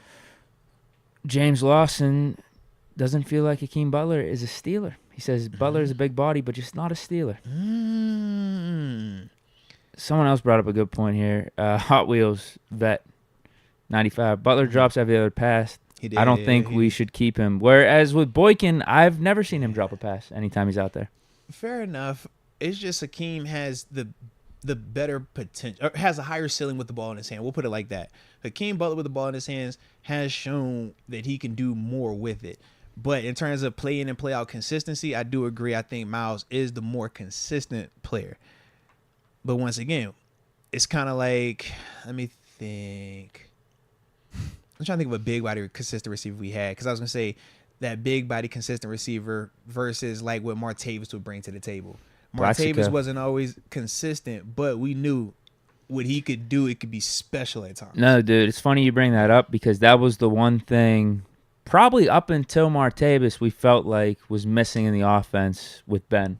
Ever since we lost Martavis after Ben's rookie, or not Martavis, Plaxico after Ben's rookie year, we were like when are we going to get Ben a big target? We tried with Lima Swede, second round, whatever draft that was, 07, 08, and he was trash. Couldn't catch a ball if his life depended on it. Absolute trash. And then, we're never really able to get Ben that big body, reliable receiver, because when we did Martavis, the reliability went down the tubes. Yeah. Because, it was just all these, for that, like, 2010 to 2013 era, it was all those small receivers. Yeah. And Emmanuel Sanders, Mike Wallace, AB. My man, Young Boy 24, he hit it right on his head. Consistency versus upside. That's the combos with it, man. When you think about all the receivers that we've named, all the dudes that are currently on the roster, it is a lot of that right now. The surefire consistency versus this has crazy upside. This has, potential to be greatness. Now McPherson's bringing up Santonio. He was small. He's like 5'10", I think. 5'10", 5'11". Hines Ward was small. Yeah, I think of like 6'1", 6'2", like just. James Lawson's bringing up Nate Washington. Come on. Shout out to Nate. Come on. Nate definitely. In terms of big body receiver. Is definitely little, bro. Yeah. No, I don't think he's that little. He was just fast and you don't like think lean. Nate is little? No, Nate Washington. Bro, you're thinking Nate Robinson. No, I know exactly who Nate Washington is, bro. Play wide receiver with the Tennessee Titans. I know exactly who He's like 6'1", 6'2". He's thin as heck, bro. He's little. He's thin. That's what I'm talking about. Like he's little. He's not Martavis. He's not Andre Johnson. Plex. He's not Andre Johnson in his prime. Like right. that's what Those we're talking big about. Big receivers. Yeah. He didn't have. Yeah, he's 6'1". He didn't have that play style. No, it was just he was he's speed. Fast. Yeah. He was speed. He would Makes get a speed separation on receiver. verticals. Yeah. What we were looking for is basically Plexico Barris. You could just throw a high ball to him, 50-50 combat ball. catch dude. Yeah. That's why I wanted Dez Bryant so bad. But we drafted Pouncey. Yeah. That's Nate Washington is not a Dez Bryant body type. Yeah, I'm with you on that. We've Absolutely. never had that for Ben throughout his whole career. That was always my big complaint too. I was like, look, they give Tom Brady, Randy Moss, Peyton Manning's got like Reggie Wayne and Marvin Harrison. Just a big body that you like, can just when are we gonna give Ben one of these like top 5 receivers? Yeah. And AB. Because I saw and Rod Dot, he brought up Marcus Wheaton, but Wheaton once again his body type was more track speed, more route run, not big like Sammy Coates. Get out of here. Think like a Brandon Marshall type. You know what I mean? Like you know Brandon Marshall. Like think Brandon Marshall like a big like physically imposing receiver. Like yeah, I'm with you, bro. I'm with you. Should have got Ben more help. Hey man, we can't live in the past. You know that, man. Should have got Ben more help. Yeah. Okay, what am I looking for? We tried with Lama Swede, though. I got to give credit for the effort. It was just, he was terrible. Absolutely terrible. Claypool. They tried with Claypool. He actually would have been the big body receiver. Yeah. I was thinking this because there was that floor. Did you see that Florio take that popped up recently? What'd he say? It was terrible. He said, I'm looking at Chase Claypool, him being traded to the Bears, and now I'm looking at Pickens. And I'm really going to be looking at Pickens this year, see if he can make this year 2 jump, become the elite receiver we think he has the potential to be. Because if that doesn't happen, I'm really starting to question Steelers' ability to develop receivers there, because they weren't able to do it with Claypool. Get out of here with that take. That's a terrible take. Okay. I honestly think Claypool's best year in his NFL career is his rookie year. Thank you. I don't know if he's going to beat that. And if he does, it's only going to be for one season. It's not going to be like consistent thing he pulls off for 3-4 years. Yeah. He had like 900 total yards and 11 touchdowns. I don't know if he ever beats that. And that was with Big Ben as his quarterback. Yeah. Claypool's biggest problem was himself, not the Steelers' ability to develop him. I'm with you. I'm not tripping on it at all, man. You got. That was a terrible take. Yeah. Awful take by him. Next super? Heck yeah, man. Let's draw. Come on, year. I think Gunner might somehow snag a roster spot. I think he's locked in. Yeah, Gunner's putting together a nice performance, man. He's versatile. He plays with great effort. He's a smart player as well. That's the other part. But assignment football, man. He's not going to beat himself. Like I said, the 2 times he put the ball on the ground last year, because we keep saying like he fumbles, it was literally like, it's dead serious 2 times. Yeah. And it's like, that was very uncharacteristic for him. So, yeah, in terms of him just going through, he can cover kicks. He's going to catch the punts. He can return punts.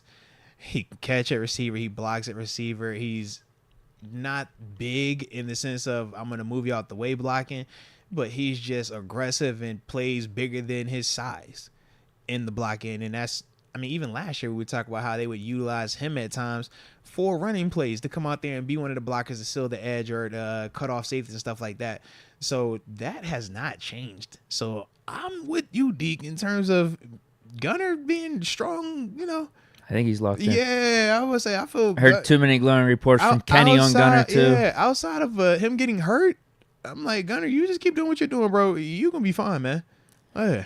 Falkland LOS. Sup, Moats? In which season's training camp did you show up in the best shape of your career, and how did that affect your season and the team's success? Yeah, for me, I would say 2016 season. That was definitely my best in terms of being in shape. No, excuse me on that one. I flip-flopped those years. It was 15 season, because 16 I was rehabbing. Yeah, 16 I was rehabbing because that's tore the pec in the Broncos playoff game, the Peyton Manning fake slide one. But going into that 2015 season, I would say I was in the best shape then. That was the year I had signed my contract extension. I just felt good. It was that confidence feeling too, where you weren't in the middle of the offseason questioning whether What are you, 26 or 27 at the time? Yeah, like right in that age group. I was going on year 6, if I remember correctly, and I just felt good.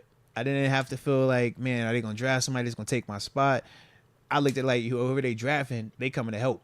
Like we need some help in here. They coming to help us out.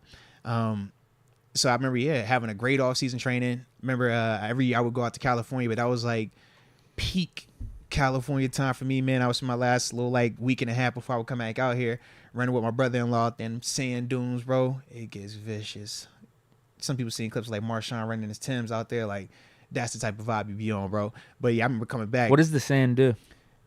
Every step is like you're starting from zero. Usually when you're running, you build up momentum, you build up energy. So if you're sprinting, once you take your first 3 to 4 steps, you're rolling. It's just like building up resistance. Every single time you step in sand, it's not going to be hard. So it's going to give.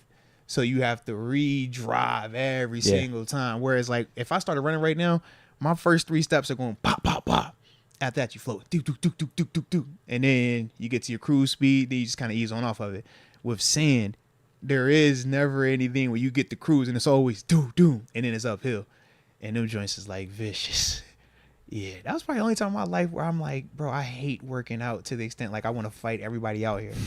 Like usually it's like 1 or 2 people I want to fight. I was ready to fight everybody out there that day. Like, yeah. But that's, in terms of like feeling the best I felt, that was definitely that year. And I mean, we felt good about it. We just got banged up at the end. That was the year, obviously, we beat Cincy in Cincy, but, AB gets hurt. 7, got banged up as well. L. Bill had got hurt that year. So it was a lot of that going on. And we still had the Broncos. Absolutely. We still felt good. Absolutely still felt good, man. Fitzgerald Toussaint, though, happened. Yeah, just team execution, man. It's literally that simple. If you execute, you do what you're supposed to do, get about them stadiums, man.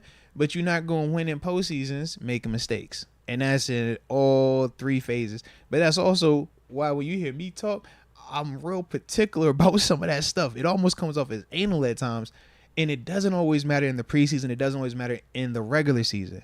But from personal experiences, I'm like, all of that matters in the postseason. You will not win a Super Bowl if you do not play as close to perfect as possible.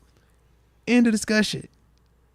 That's what I've seen, man. Like multiple years of doing this, like you got to be buttoned up across the board, depth, and have some luck go on your side, bro. Yeah, the luck thing's you real gotta have too. some luck. Yeah. Because like even with the Eagles last year, they go up man. against the Niners. Brock Purdy gets hurt in like what was it, second series or something. Yeah, you need that on your side every once in a while. Mahomes gets that call against the Bengals where he's running out of bounds. Come on, man. It changes, bro. Oh, the Chiefs. What was that other one? There was some BS call. I was gonna. I should just swore that. That was a worse look. Me trying to clean that up. That was a terrible. Of all of the layups. Terrible call by me. I say, Deke, wait till he an hour and 17, and now you want to. I don't want to drop that one. I'm cool, and that wasn't even no real word. That was like a little chill curve. Dang, bro. That's crazy. No, dude. It was that they had to like replay the down. Remember that? Yes, I do. They had to replay the down. That went in the Chiefs' favor. It was like a whole reset of the play. Like, no, that's not. And it was real. A terrible play for the Chiefs. Absolutely. It was either a sack or bad incompletion. Mm-hmm. And then they replayed the down. And everything worked. It would have been 4th down. The Chiefs would have been punting. Is what I remember. But instead, they get the first down and everything changed. Absolutely. Yeah. Shoot, the Julian Edelman. Did you touch the punt or not? The first time they beat Kansas City. In Kansas City with Brady. You remember that? The offsides, too? Yeah, it's like, bro, some of this stuff is luck. For us, getting out of Cincy. Man, all right. Well, we got unlucky with Ben getting hurt there. No. I'm not talking about that. I'm talking about the end. Yeah, I know what you're talking about. Shazier getting that fumble. Shazier getting the fumble. It's like, yo, sometimes you do need luck on your side. Denver Broncos was the Peyton Manning. He slid. They don't rule him down. He gets up. Yeah, sometimes you need that type of stuff. So that's why when we talk about like winning, I'm like, yeah, bro, like every single little detail matters because I've done it where we said it don't matter. That was in Buffalo early on. And yeah, them results won't pop in the way they were supposed to be popping. Then I got to Pittsburgh and it's like, all right, we fully buttoned up. And it's like, bro, every single year somebody's getting hurt at the worst time. It was every year. It's bad luck, bro. Yeah. But that's the game, bro. That's definitely how the game goes, man. Ryan McPherson, you think GP has become a better route runner based off training camp and preseason game 1. I see more speed and agility in his routes. Was he making a statement or is it a question? He's asking. He's saying what he sees. Mm-hmm. He thinks it looks better. Sees more speed and agility, but is asking for our assessment. And you might have a better take, too, because you're out in training camp. So I put it like this. You definitely see the speed, definitely see the agility, and yes, he has improved as a route runner. I think that he's going to continue to grow. I just wonder what his ceiling as a route runner truly is. And what I mean is, I love how Deontay Johnson runs routes because Deontay Johnson runs route like how AB used to. Creates a ton of separation. But at the same time, George Pickens doesn't have to be able to create that level of separation because of how big he is. So if GP's new level of separation was what we saw Friday night, where it was enough, it was what, about arm distance when he broke in?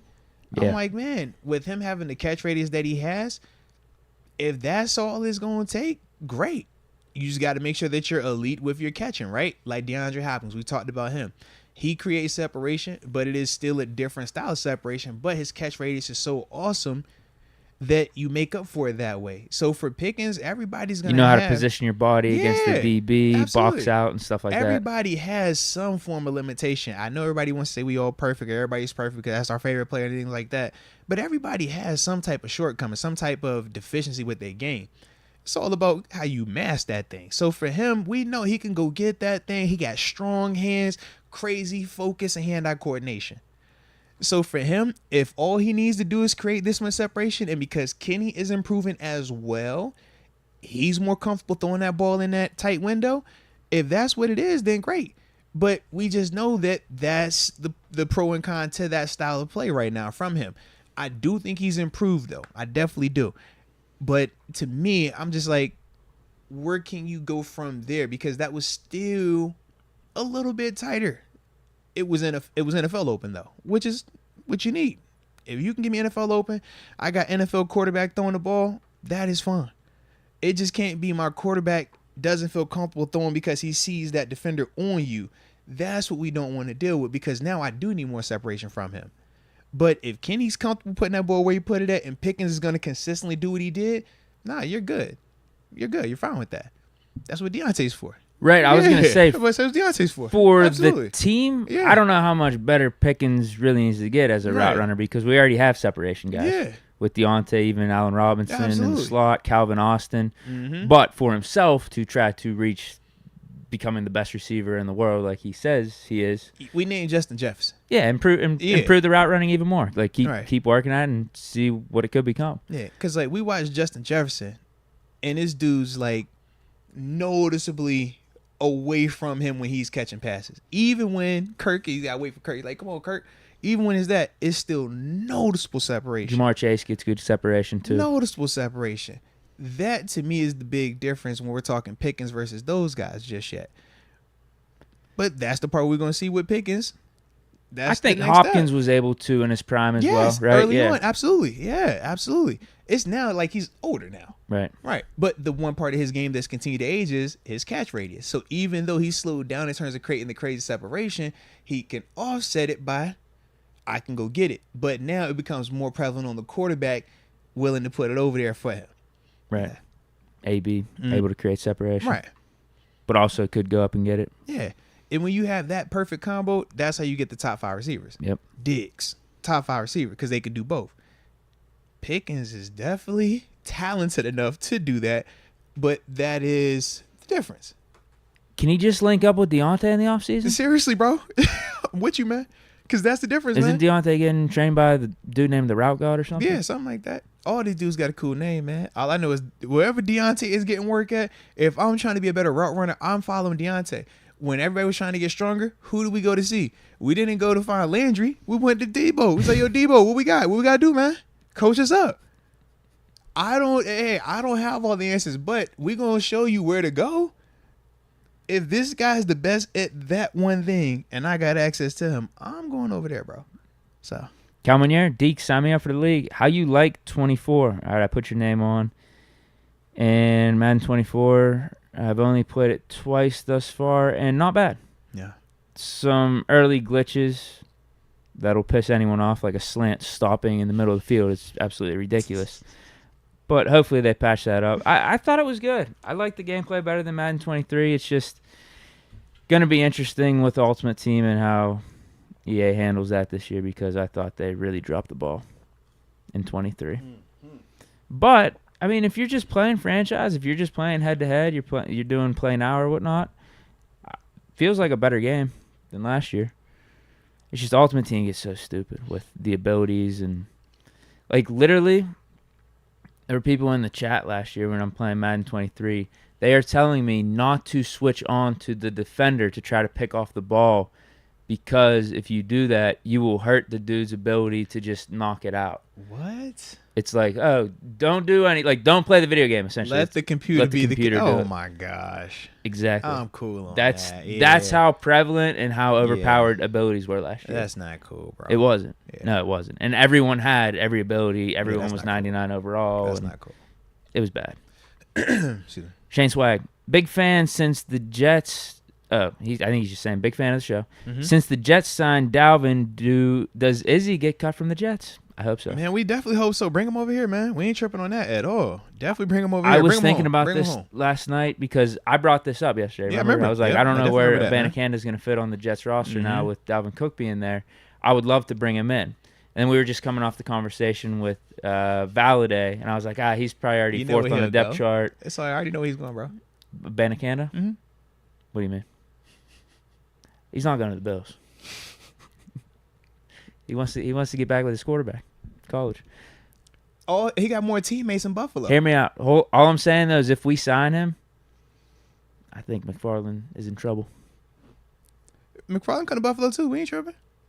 We need a speedy return guy. Naheem Hines went down. I would do that. I would do that trade. I would be all for that, honestly. We'll take Abanikanda for the Steelers. And Buffalo would take McFarland? Yeah. I'm good with that. I ain't tripping on that at all. Yeah. That would low-key be a vibe, for real. I don't know if it works out like that just because of the logistics of it, but it would be dope. I'll agree to that trade. I would totally be down for that, bro. All I'm saying is Abanikanda comes here. I don't think we have that solid 3 I was talking about. I think it's a solid 2, and Abanikanda is pushing McFarland. Where I think this Valladay dude, I think he's behind McFarland right now. Respect. But Abanikanda is like that. I'm just telling you, I really think he's like that. Dude had like 1,800, over 2,000 total yards last year, almost 20 touchdowns. I just look at it like this. What is the difference between Abanikanda coming out of college and Anthony McFarland coming out of college? Because both were still viewed as guys that we feel good about coming into the league. We've changed a little bit on McFarland because of the first 2 seasons, but we just saw him put together a nice game the other night. All I'm saying is with Abanikanda, I just can't just throw him in front of McFarland, right? I will say this. If it's between those two coming out, between those two coming out, Abanikanda, all-around player, actual really good production. Whereas I remember with McFarland, we were like, he's a speed dude. Speed guy, production isn't there, but we do think this is going to translate to the NFL. Like Abanikanda, he might have arguably been the best. I won't say best. No, but he was top 3, top 5 running back in college all last year. Absolutely. Yeah, like he was in that conversation. Yeah.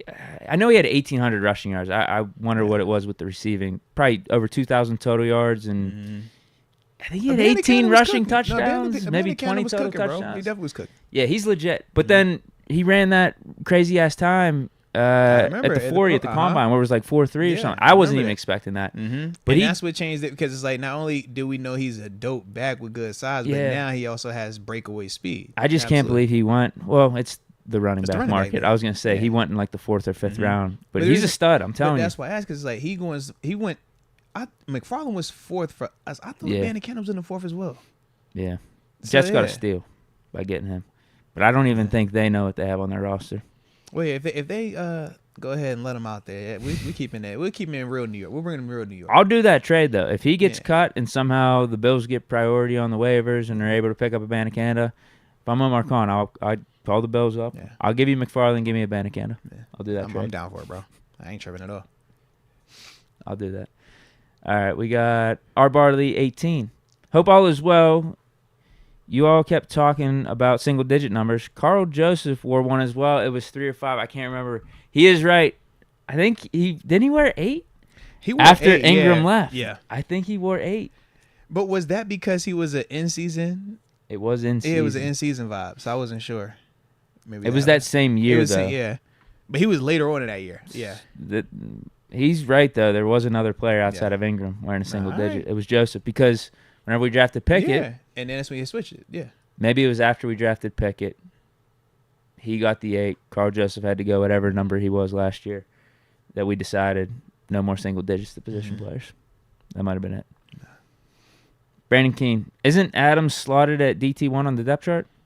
Yeah, but as we talked about, man, that depth chart they put up there, remember when we reacted to it, we said, man, that's kind of like in pencil. There is nothing concrete about any of that stuff, man. They will move on from not all of them dudes, but some of these dudes that are listed up here. Well, now they just updated, excuse me for that one. Because now Keanu Benton is listed as the one up here on the depth chart. Is he? Yeah, in terms of like Good for ESPN him. depth chart, yeah. They got Keanu Benton at 1, Montravis at 2, and Fiocco at 3. So, yeah. I'll check the Steelers official website. I mean, but ESPN usually is the one I usually go with because that's the way you get it from Yeah, the the website. Steelers throw out an updated one?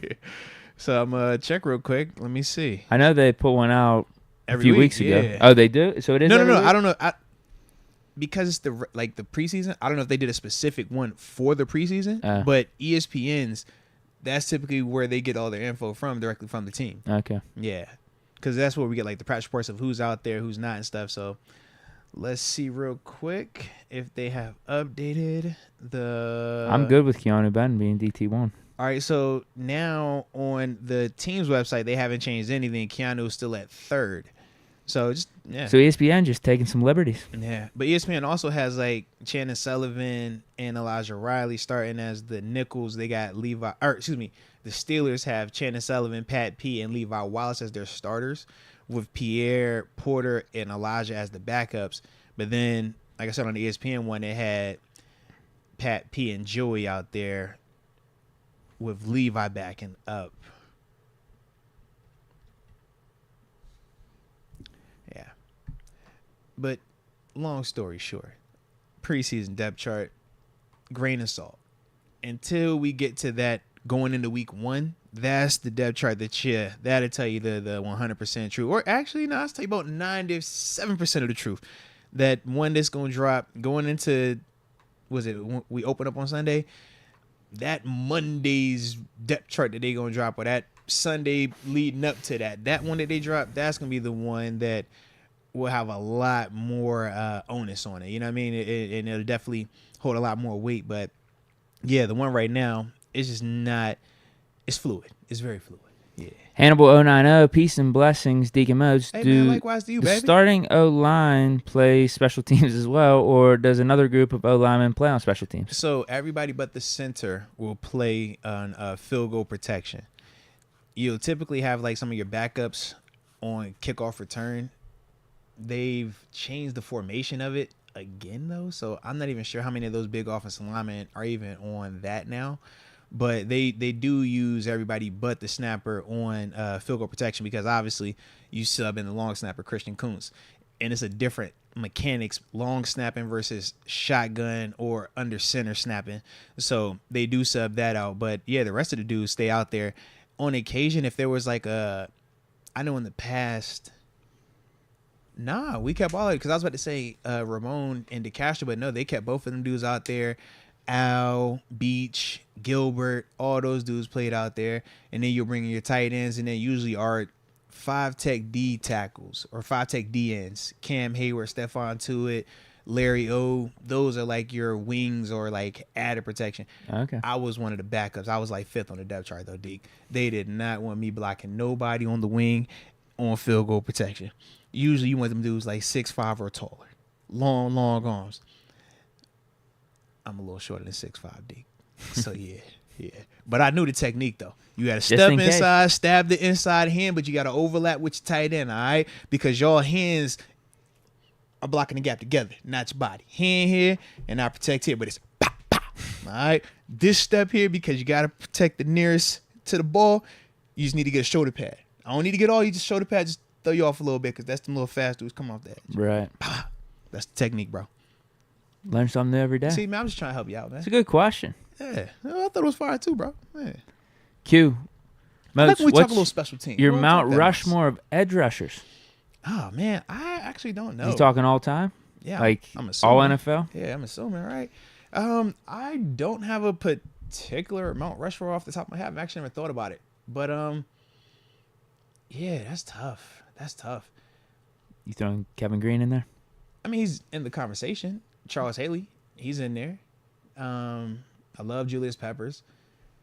But when we talking like freshers, I'm like Dwight Freeney, he's in that convo. DeMarcus Ware's in the convo, obviously. Debo's in that convo. Peasy, like, yeah, I don't know. I don't know. Off the top of my head.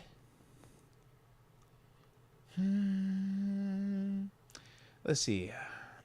I'm gonna just name 4 off the top of my head. Give me LT, Reggie White, Charles Haley.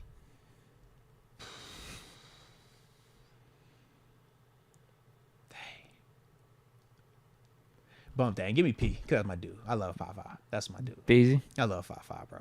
Like, I just love his game. Love his game and his attitude. Like, if I didn't care about everything that comes with it, bro, in my like heart and my mind, bro, I'm Peasy. Like, never really thought about it, bro. Yeah. Is there anyone you'd take off? If it was just strictly personal preference, like. If it was people that got you most excited to see. I'm putting Sean Merriman up there.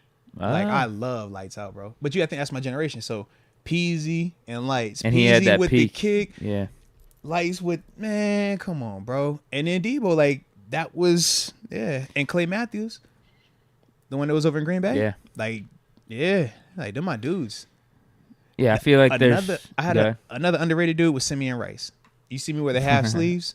Like in the picture, I got the little half sleeves. That was because of Simeon Rice down in Tampa when they won the Super Bowl. That's what he wore. And I'm like, bro, he's fire. Like, I had never seen him. Like, yo, I need that. And that was my thing with that. Then I was like, bro, I wanted to hit the Lights Out dance because of Sean. And I'm going to kick at the end because of Peasy. Yeah. It was a vibe, bro. Yeah, I feel like you could do whatever you want with your list because it feels like with some of people's GOAT list and lists coming out, it's getting a little janky these days. Like that one dude, remember that? Who was that? It was one of these rookie NBA players. They said like Paul George is his GOAT. I did see that. So like, hey, if you want to throw Sean Merriman on your Mount Rushmore, why not? Because he's calling Paul George his GOAT. See, you said if I could sub somebody, I was like, if it's completely biased, personal, then Lights Out is on my Mount Rushmore, okay? But if I'm giving like an official list, he's gonna come up a little short than making the Mount Rushmore, all right?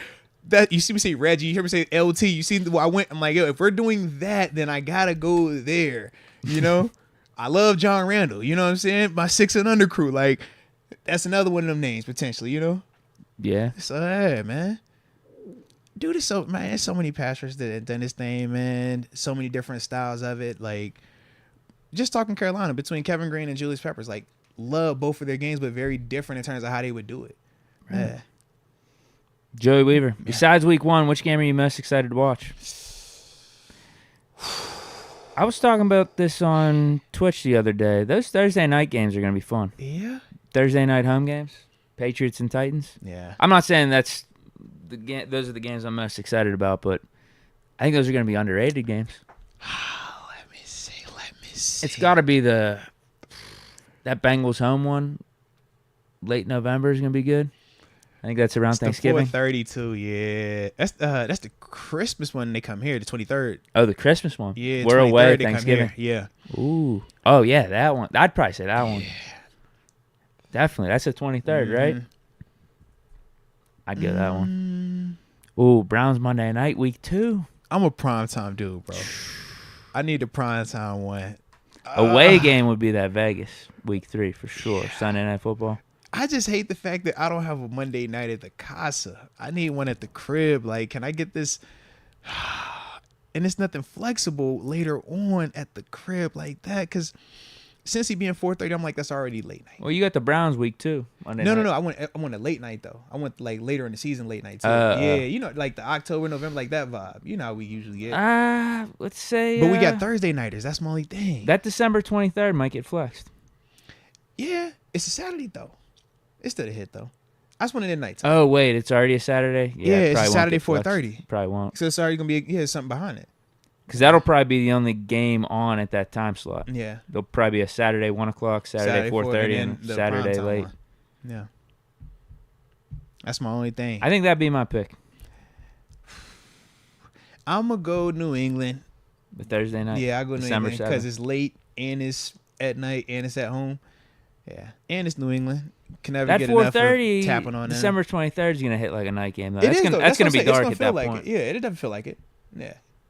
Could be for the division. Mm-hmm. Yeah. But you know how that feel when it's like Monday Night Football or Sunday Night Football, like. Oh, yeah. Yeah. I was like, I wanted one of them, but like late. And I don't think we got any like where we gonna really get that per se. 1 o'clock, Yeah. December 3rd, Steelers Cardinals at home. Yeah. Kyler Murray. Colts Steelers is TBD December 17th, but that's away. Is that the Arthur Moats Bowl? The Steelers and Cardinals game?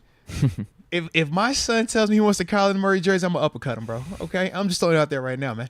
If he come down there for that game, Dad, I'm coming to the game with you. I want to wear Kyler.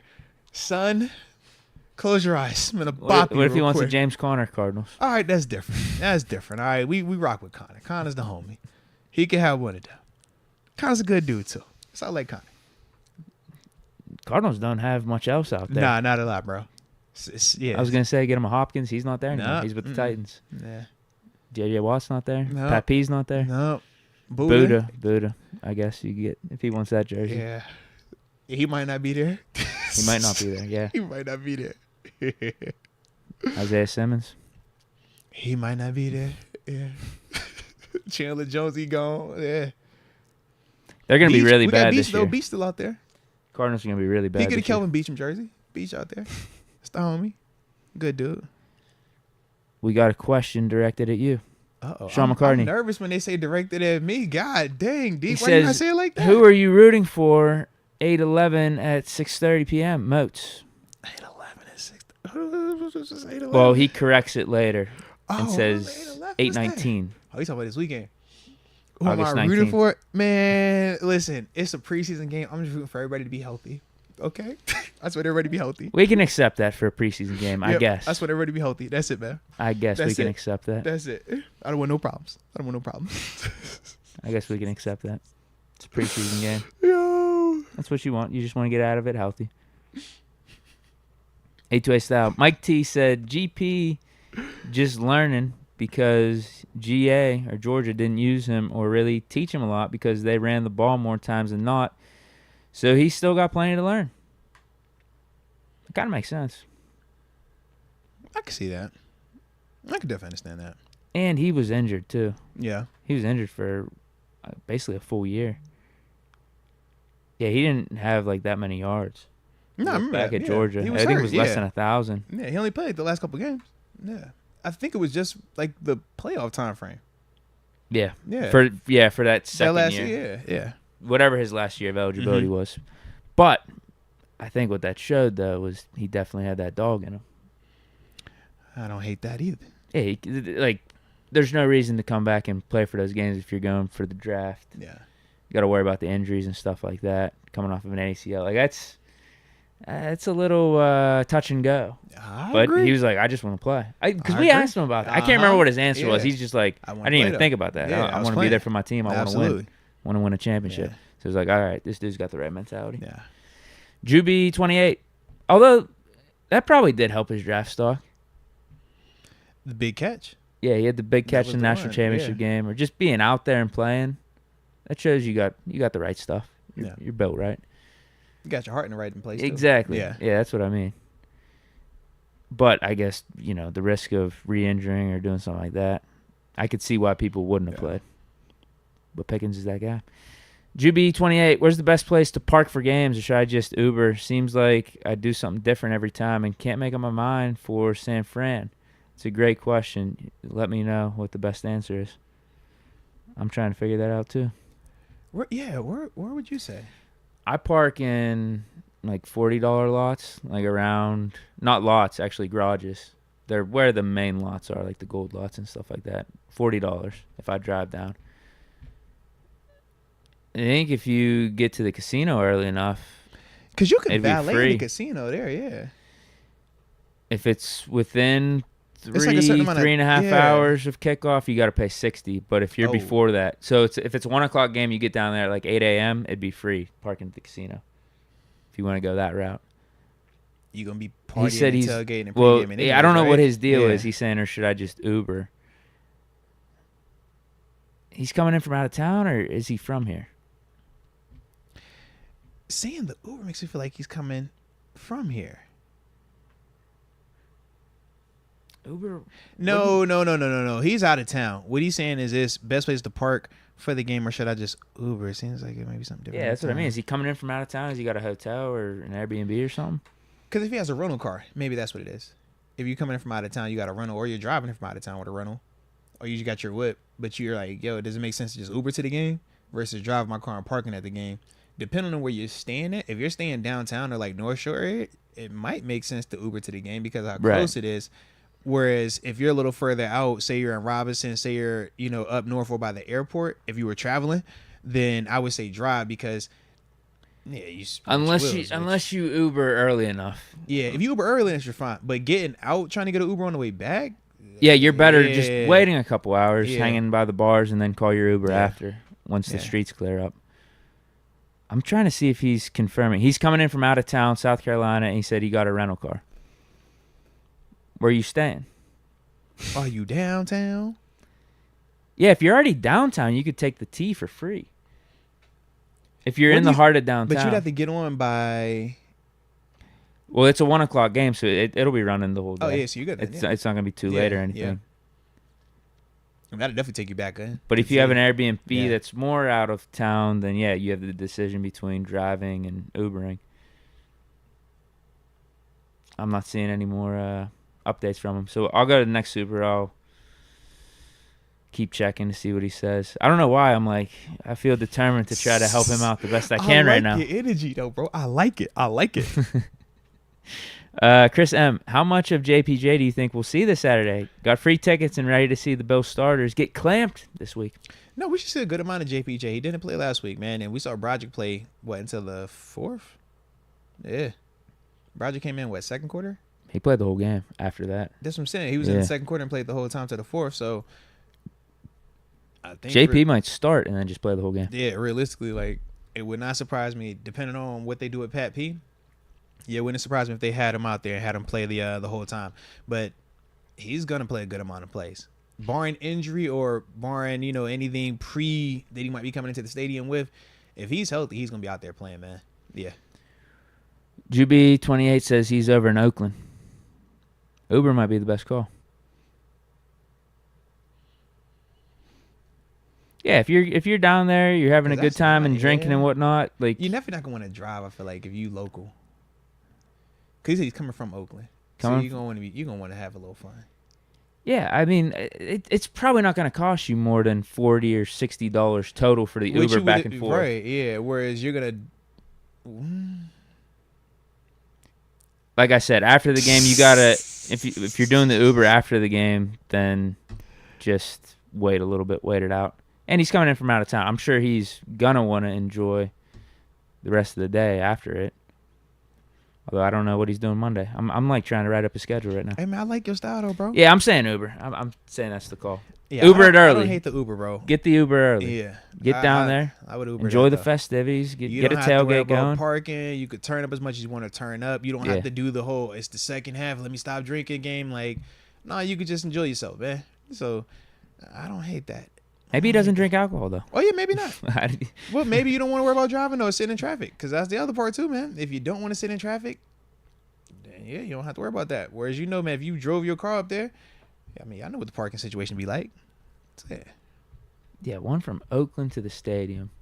If you get it early enough. Now, if you're getting closer to game time, now the prices will probably rise up on you. Yeah. I think if you get an Uber at 8 or 9 a.m. from Oakland, that's not going to cost you more than $20. It shouldn't. And then coming back, if you wait it out, it's 7:30, 8 o'clock from downtown to get back to Oakland. It can't be more than $20, $25, right? It's Uber, bro. It shouldn't be more than that.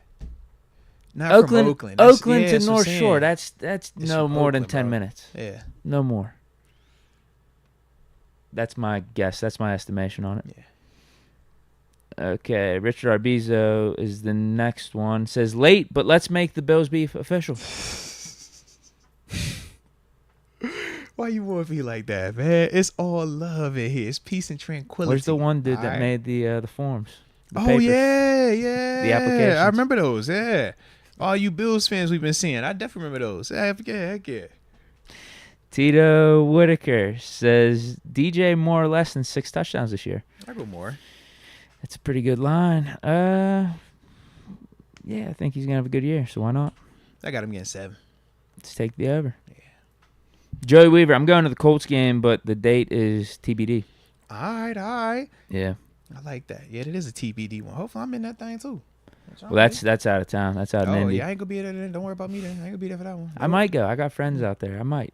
I was gonna go to the last one, but plans just never really took place. It just never really came to be.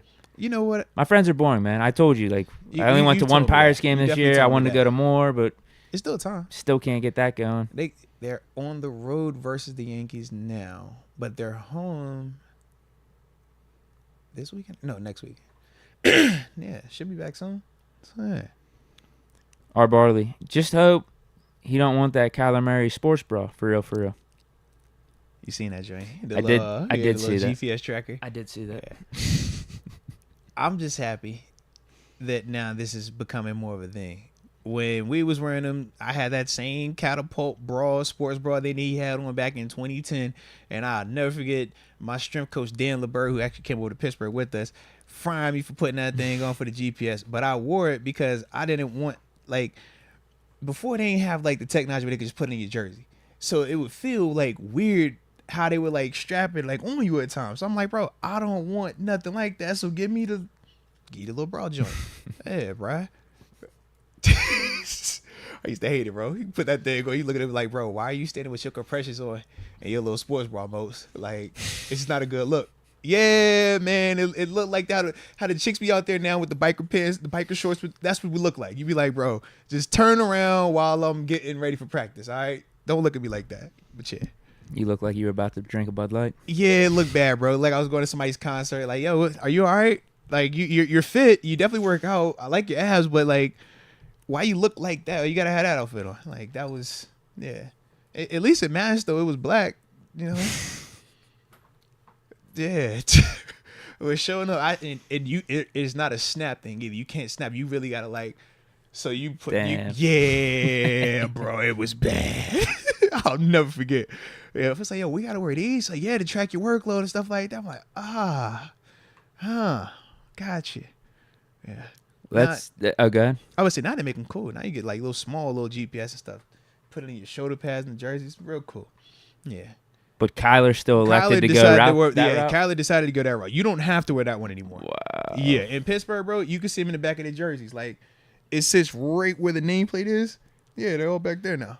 And then for the actual games, they put them the pads. So it's And what's that for? It's just your workload. So when you track speed, you know how ESPN will be like, oh, this guy ran 20 miles an hour? Oh. That's how they track Got it. you. When they talk about your workload. Yeah, your workload. How many times were you cutting left? How many times did you cut right? How many sprints did you have? So when we talk about just training smarter, that's a part of it. So at the end of the season, they'll be able to tell you the exact number of plays in your full year workload, what part of the season you did more of this and that, the cutting. So if you're talking about, man, my groin is feeling crazy on the right side, you look at your numbers and they're like, well, bro, you've been doing a lot of cutting on your left. So that would make sense why this is. So now we need to train a little bit to balance it out or do maybe some recovery stuff depending on your workload. So, okay. Yeah. That's it with the super chats. You might like this comment, though. This is kind of random. Man? Richard Arbizo, LeBron got a Dodger bobblehead on Saturday. Dang, that's fire. How's that work? I would have totally got one. Well, he's LeBron. So if he says he's going to see a game, probably get a LeBron night. He could probably have a LeBron night in Pittsburgh if he wanted to. I would be there for that too with the bobblehead. I want to see what this looks like. Yeah. Oh, wait. Is it him in... Is he just in a Lakers jersey? Is it? Oh. He's in a Dodgers jersey, bro. That's hard. It's a Dodgers basketball jersey. Hard. That's with hard. I know they're going to sell that on eBay. I'm going to find me one. You get one? You a bobblehead guy? I have bobbleheads of myself. Memorabilia? No, I'm not big into collection stuff like that. But I like LeBron, though. You cop that one? I might look into it. Oh, look, pre-sale on eBay right now, $77. That's what I'm saying. I might look into it because it's Bron. Pre-sale. And it's a fire. I got a Dodgers hat. I like the Dodgers. Not I don't rock with them, but in terms of just iconic baseball hats, Dodgers, Sox. They one of them Pirates. I'm saying, man. And it's Bron. $9 shipping, so it'll be $86, $85. Man, sheesh, that's crazy. It's fire though. Pre-sale. I like it, man. One more super. Tyler from the 334. Anyone going to the Falcons game next Thursday? Oh, that's in Atlanta. I won't be at that one. Neither will I. You don't want to go down today? Might see something you like. I wanted to go to that Tampa Bay one because my cousin lives down in Florida, around the area and stuff. But I had the Bleacher Report duties. Yeah. Are you streaming for that one too? Maybe. Falcons, yeah. I got the rest of the preseason doing post-game shows. Turn up one time. So after this Bills one, I'll be on. So game starts 6:30. I'll probably be on at like 9:30 or 10. There it is. Give you my takes. There it is. And then you know what? I'm even doing one. I'm doing one next Tuesday. I think it's like roster projections or something like that. I like it. And then we're doing the Falcons post-game as well. Let's go. Let's go. But yeah, that's it for the Supers right now. All righty then, man. So yeah, man, let's tap in, man, talk a little 6 bit. o'clock. This has been a fun show. How the heck did we do that? I swear I don't even know how this be happening, Deke. It's the chat, man. The chat's cool. It feels like we're just hanging out. Deke. Hanging out, chilling. Like seriously, how did that just happen, Deke? How? All right. Jeez, that was pretty smooth. All right, so let's do this then. I'll put it on you then. Okay. Do you want me and you to talk about what we think should happen or not happen in this matchup on Saturday? Yeah. Or do we want to open the phone lines and let the people talk about what they want to see potentially happen this weekend? Is there a way we could do both? Like, could we be real efficient with us talking about it for like 10 minutes? If you think we can, I'm down. Just 10 minutes, and then we get the chat involved, or we get the people calling in. Because I'm buttoned up on my end. I can get in and out if I need to. As long as you get in and out, we can make it happen. Well, I'll show you exactly what I have. Well, you want to start it right now? Man, let's get into it, bro. Man, we ain't got to wait on that, man. Let's hop on this thing, bro. This is exactly. Tap in real quick, you could look at my notes. This is exactly what I have written down of what I need to see from the Steelers in this preseason game. Talk about it. And that's absolutely nothing. Talk about it, because I saw everything I need to see last week. Talk about it. But those dudes are going to play. I'm talking about like Kenny Pickett, Pickens, Deontay. The guys. The O-line. Like, obviously, I don't need to see anything from the stars on defense. Yeah. But I guess for this specific matchup, the one thing that intrigues me is the Bills tight ends versus like our inside linebackers, or like Bills running backs and tight ends versus our inside linebackers. Yeah. Because they got a dude in Dawson Knox. Now he's not as good as Pat Frymuth. Should have never made the Pro Bowl, but he's still a pretty good player. I'll give him props there. And then they drafted Kincaid in the first round. Their running backs are shifty. Like, I don't think anyone's considering them top 20, top 15 guys, but James Cook out there. They also picked up Damian Harris. Like, let's just see how this new inside linebacker core does against those guys. That's the one thing, like, for this specific matchup. Deke, what else they got over there, Deke? Keep it going, Deke. What else they got over there, Deke? You ain't worried about the receivers? Keep it going, Deke. Well, I like how you talking, baby. I'm not doing this. If you're gonna start bringing that energy, I'm not doing this anymore. No, I'm on your team, Deke. I'm on your team, Deke. Did I remind you Dawson Knox is not as good as Pat Frymuth? I'm on your team, bro. Dalton Kincaid might have been drafted a little too high. He's still talented, but Bills might have reached. I was just saying the way that you was going. I'm like, bro, like, keep it up, bro. We ain't gotta, man. We might cut this over the other channel, man. Dang. No. The way you was just cooking right there, I'm like, bro, what else you need to see, man? I'm with you. I think JPJ is gonna be a key piece for this game. Just someone to look at. I know I said last week, don't get cooked. Yeah. And if he plays the whole game here, obviously I would like to see him not get cooked, but if he's getting targeted or whatnot, just look competent out there. Respect. I don't see Diggs playing much. I mean, it's going to be him and Allen for what, like a quarter? So Porter should look good. I hope not. I hope it's a series. Porter should look good most of the time, I feel like. I know they have, that speedster, Shakir? Yeah. You got Gabe Davis, too. He's overrated. Man, he was a big part of last time we played them. Gabe Davis? We were hurting in the secondary that game. No. We were hurting. Not all of the mixtape. Some of the mixtape had a Lil Wayne type feature on it. We were hurting. He had a Lil Wayne feature on his mixtape that game, though. We were going through some growing pains at that time. I agree. I would have loved to see. I mean, you know my energy at the end of last year. I would have loved to see week one of those playoffs, Fair Steelers enough. Bills. Yeah, I would have fair loved enough. to seen it Fair with enough. how we were playing. But yeah, JPJ look good out there. Don't get cooked. Like Bills. Here's the thing. I was looking at their depth chart after Diggs. I feel like there are some question marks in that receiver room. Yeah.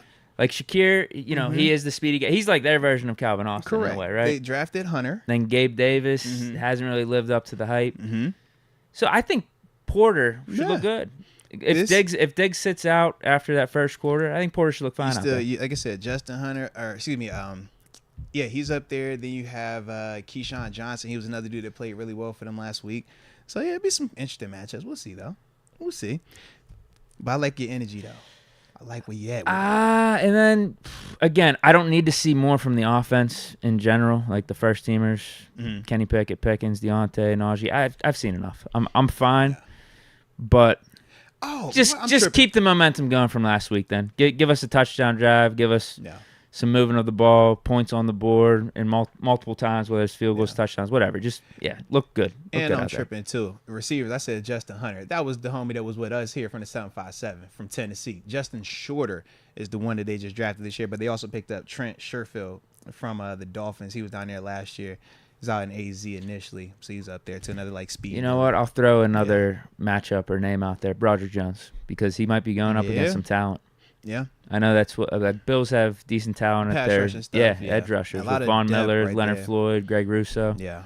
I mean, even Boogie Basham, he's another one that's part of that rotation that, because Broderick's probably not going to start again. Mm-hmm. But he might go up against a Russo or Basham, right? Yeah. Russo, Basham, they played a lot last week, man. So and that'll be better than whoever the hell else he was going against last week against the Bucs. Yeah, you still got AJ Epinesa, who's a second round pick from up there from a couple years ago. So he'll have multiple faces and talented people that he'll see, different body types.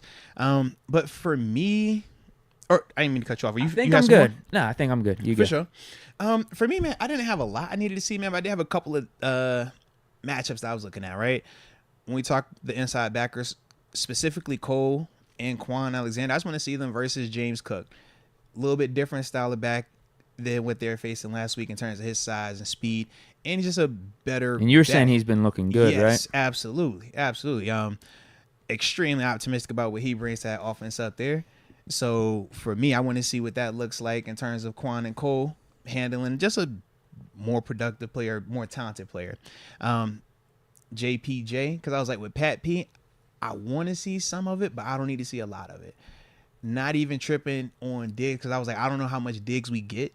But whenever they're matching versus Gabe Davis, I want to see that look like you belong out there. You know what I mean? And I don't think that's something that should be overpowering JP. Yeah, that's what I'm saying. You need to be able to guard Gabe Davis type receivers. Yep. If you can guard a Diggs, great. But there's not a lot of people that can guard Diggs. You got to be able to guard. They might put JP on Diggs early on. And then we'll find out. See what it is. We should do that. I mean, I don't hate it. Tomlin was doing that with Pickens and Absolutely. JPJ throughout all training camp. Why not give him a challenge? Preseason. I don't hate Who it. cares? It's preseason. I do not hate it at all, man.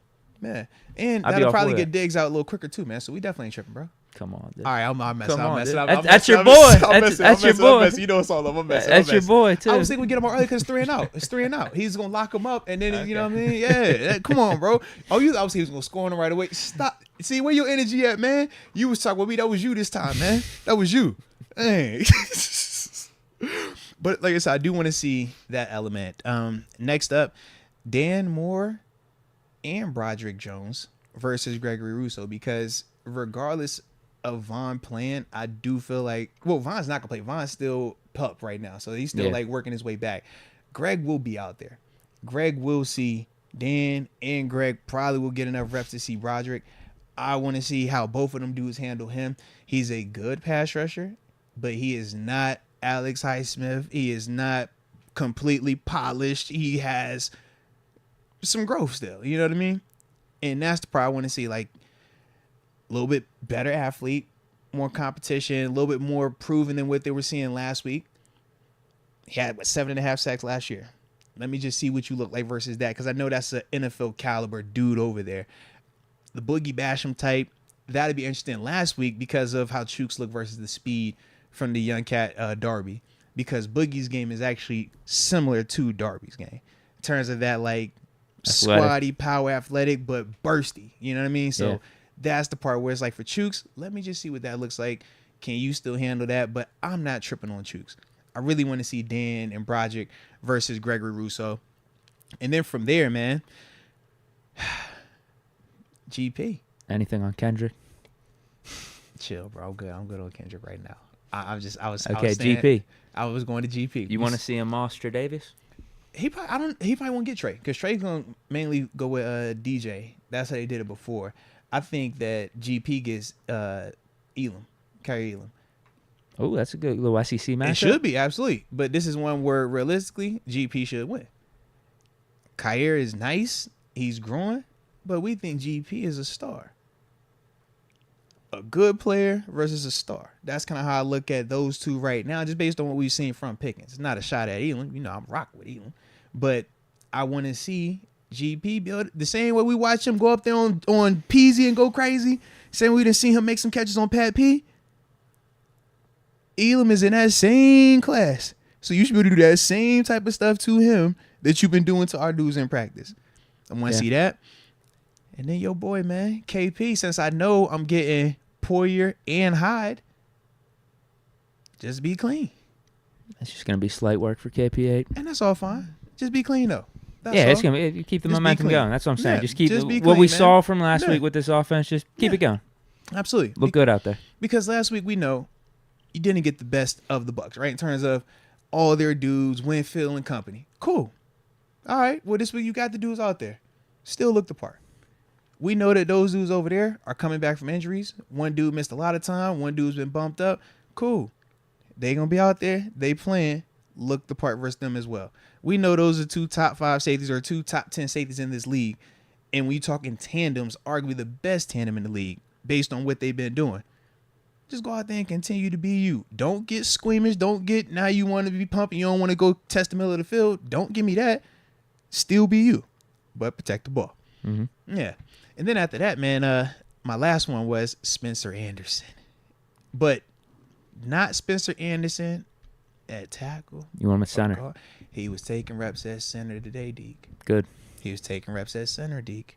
Good. Read, Can you play fullback? Read what the room is telling you, Deke. He plays every position on the offensive line. If he can go in stadium and snap this football, Deke.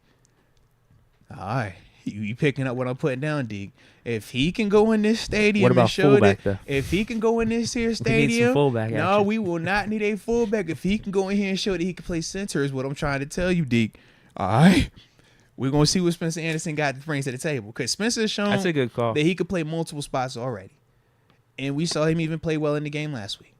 But, center, if they give you reps at center this week, go out there Let's and hope look it's like with you the belong. second team Seriously, and Mitch. go out there and look like you belong, man.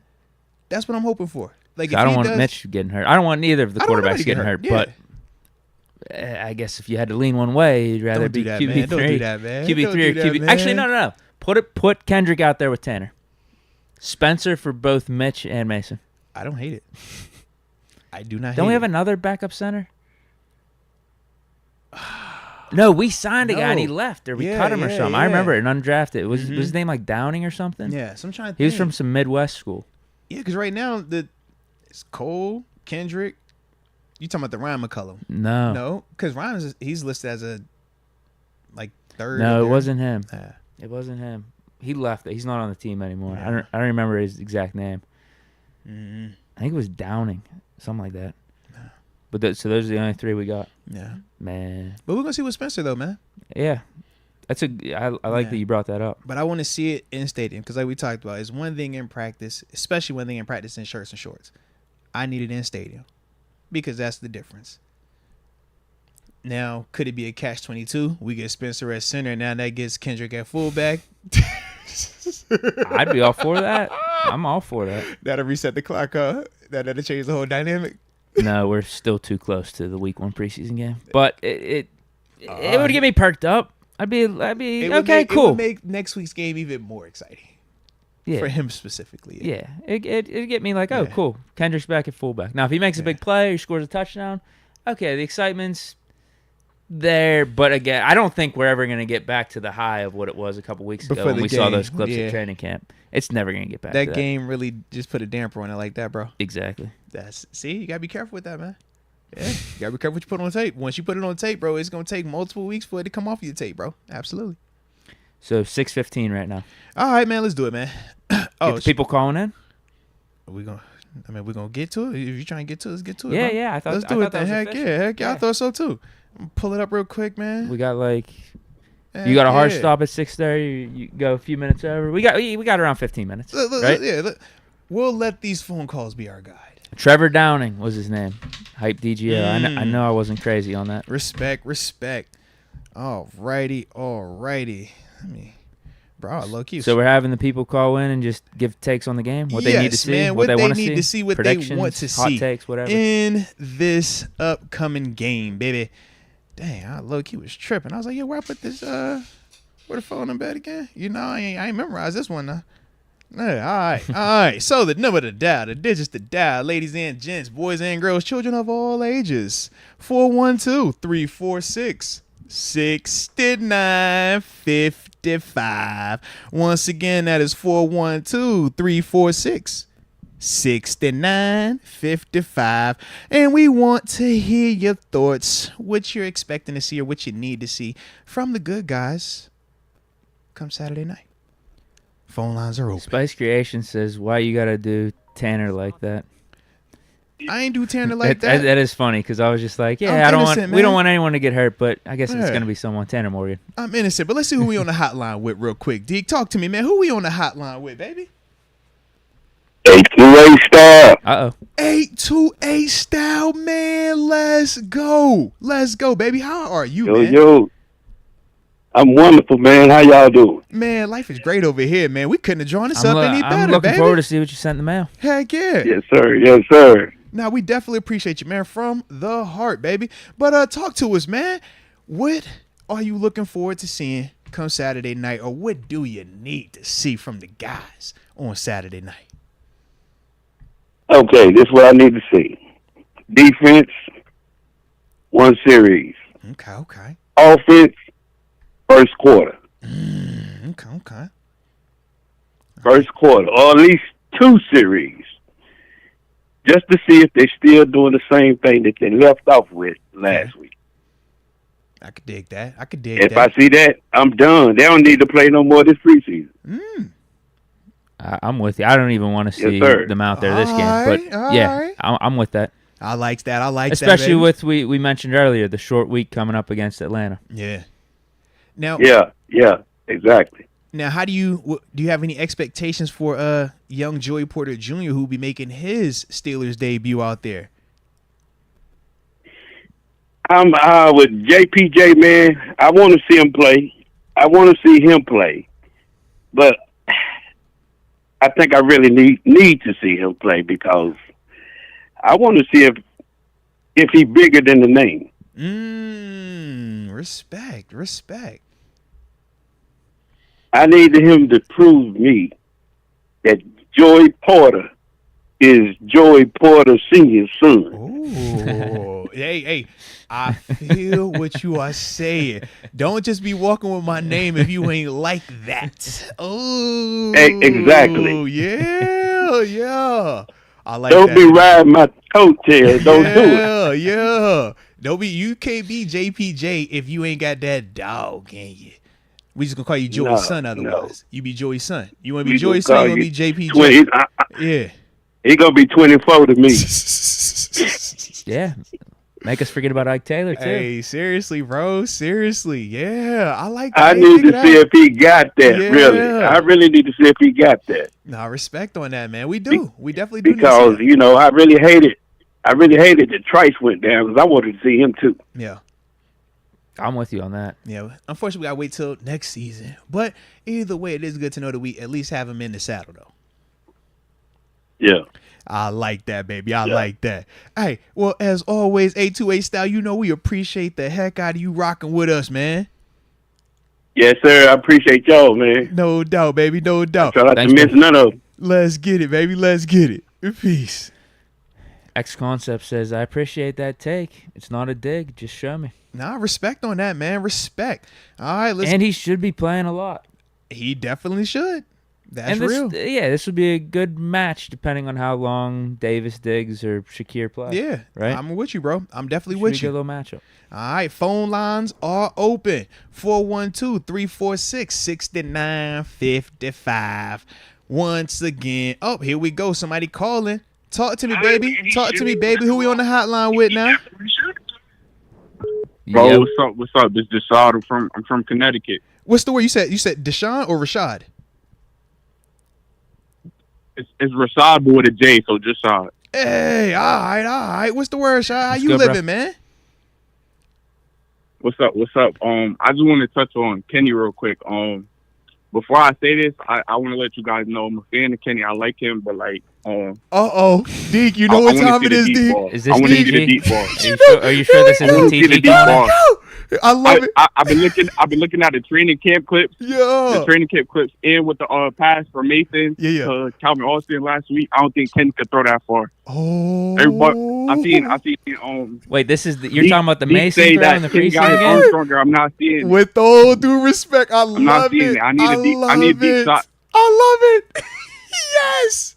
I know Kenny got the intangibles. He got the IQ. He's definitely the best option available. But I don't know. I think the arm is still kind of weak. I need some explosiveness to the offense. Deke, he said I saw the exact more, opposite. Deke. He said he ain't see a Mason ball. He ain't see him throw the Mason shot just yet, Deke.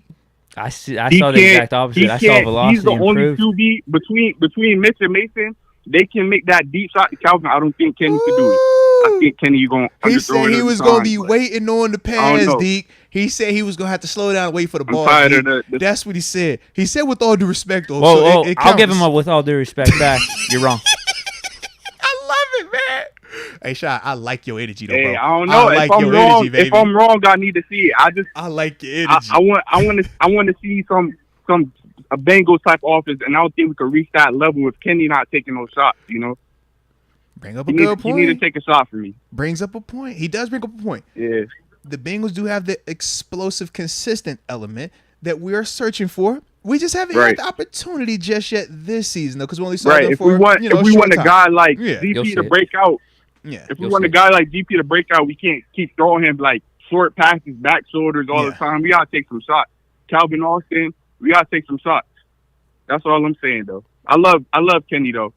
Respect. And we won the Super Bowl this season. Respect. I like your energy either way, man. You ain't got backpedaling, man. You good. And you said it with all due respect on the front end. So as long as you preface it that way at the front, you can say whatever afterwards. So all love, baby. All love. But you Yeah. But you know we appreciate you tapping in with us too, man. And we appreciate you for calling us as well, baby. All right? Baseball. No problem. Have a good one, guys. No doubt, baby. Peace. Shout out to Shy right there, man. I like that. Hey, man.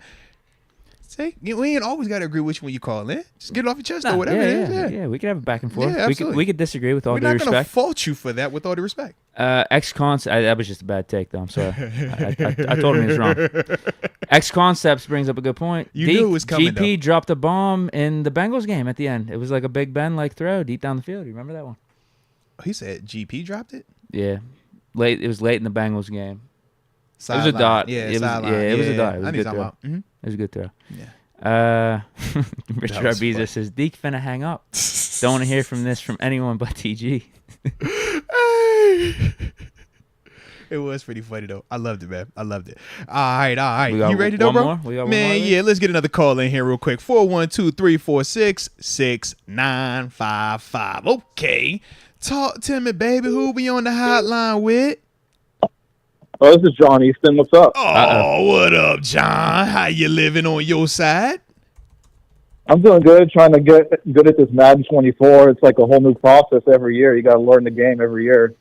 Let's go, man. Let's go. Yeah, you got to find the new glitch plays. This and is stuff. true. This The is new definitely true, playbook. man. I could dig it. I could definitely dig it, baby. So how you feeling, though, John, man? What's your energy like for this weekend's game? What do you need to see? Good. I'm trying to get to the game. I think I'm going to go. But what I'm looking for is Mitch versus Mason. And I'm a Mason guy right now. Moving So- day. Yeah, he doesn't like Mitch. Moving day for Mason, potentially. Yeah, and I want to break this down just a little bit, why I'm a Mason guy over Mitch. Okay. I'm looking at body language, and I see from the body language from Mitch, I see kind of tentativeness, a little fear there to throw the picks, And from Mason, I see confidence. I see like a hungry dude that wants to go out there and prove himself to the world that hey, you should have gave me the shot here. So I'm looking at it like maybe Mitch, is a little bit more, like talented, I guess, with the pedigree of being the second overall pick. But I just think Mason got a little bit more of that dog in him, and I kind of think that if it were me, if Kenny did something had to happen to Kenny with the injury, I'm kind of feeling more confident with Mason going in as the backup right now, and I'd like to see that play out in the preseason. And I would like to see like a competition. That's spicy. I like it. Malachi Esposito says, have Mason and Mitch do Oklahoma drill for the second spot. I like it. Well, for both of those dudes, this is a make or break, in terms of if Mason wants to move into that number 2 spot, this is one of them games for him to do it. Coming off of what he just came off of performance-wise, it's close enough for him, but he has to continue to do it in stadium. I think that's the difference for both of those dudes. They're past the you're going to beat me out in practice stage. It's about which one of them dudes are going to be able to do what Mason did. You get the luck of the draw. You got to throw the deep ball to Calvin. Mitch, your luck was Anthony McFarland was going off. Like, it kind of sucks, but you got to deal with it, What we're forgetting about with Mitch for this game, though, is revenge factor. Ooh, that revenge. He's going to have a little power-up going in this one. That's real. It is real. John, how you feeling about the revenge element, man? Mitch ain't going to have nothing extra in his back pocket for this week? I think so. I think Kenny kind of wants some revenge too, so I hope he gets a good drive going there. The first drive or two, maybe. I forgot that one. But, yeah, it seems like everyone's got chips on their shoulders this game. Yeah, it's like that, man. Rivalry game. It's not a rivalry game. We did not say that. We definitely did not say it was a rivalry game. But there are some chips on shoulders, yes. Yeah, I just think Mason has like a huge chip on his shoulder, like against the entire league. So I kind of think I think against the Steelers, I like it, man. Yeah, and with nobody picking him up in the offseason, I kind of think he's upset. So I think he really wants to show out. Now, on the other side of the ball, though, we know we're going to have young JPJ making his first appearance. What are you expecting to see from him?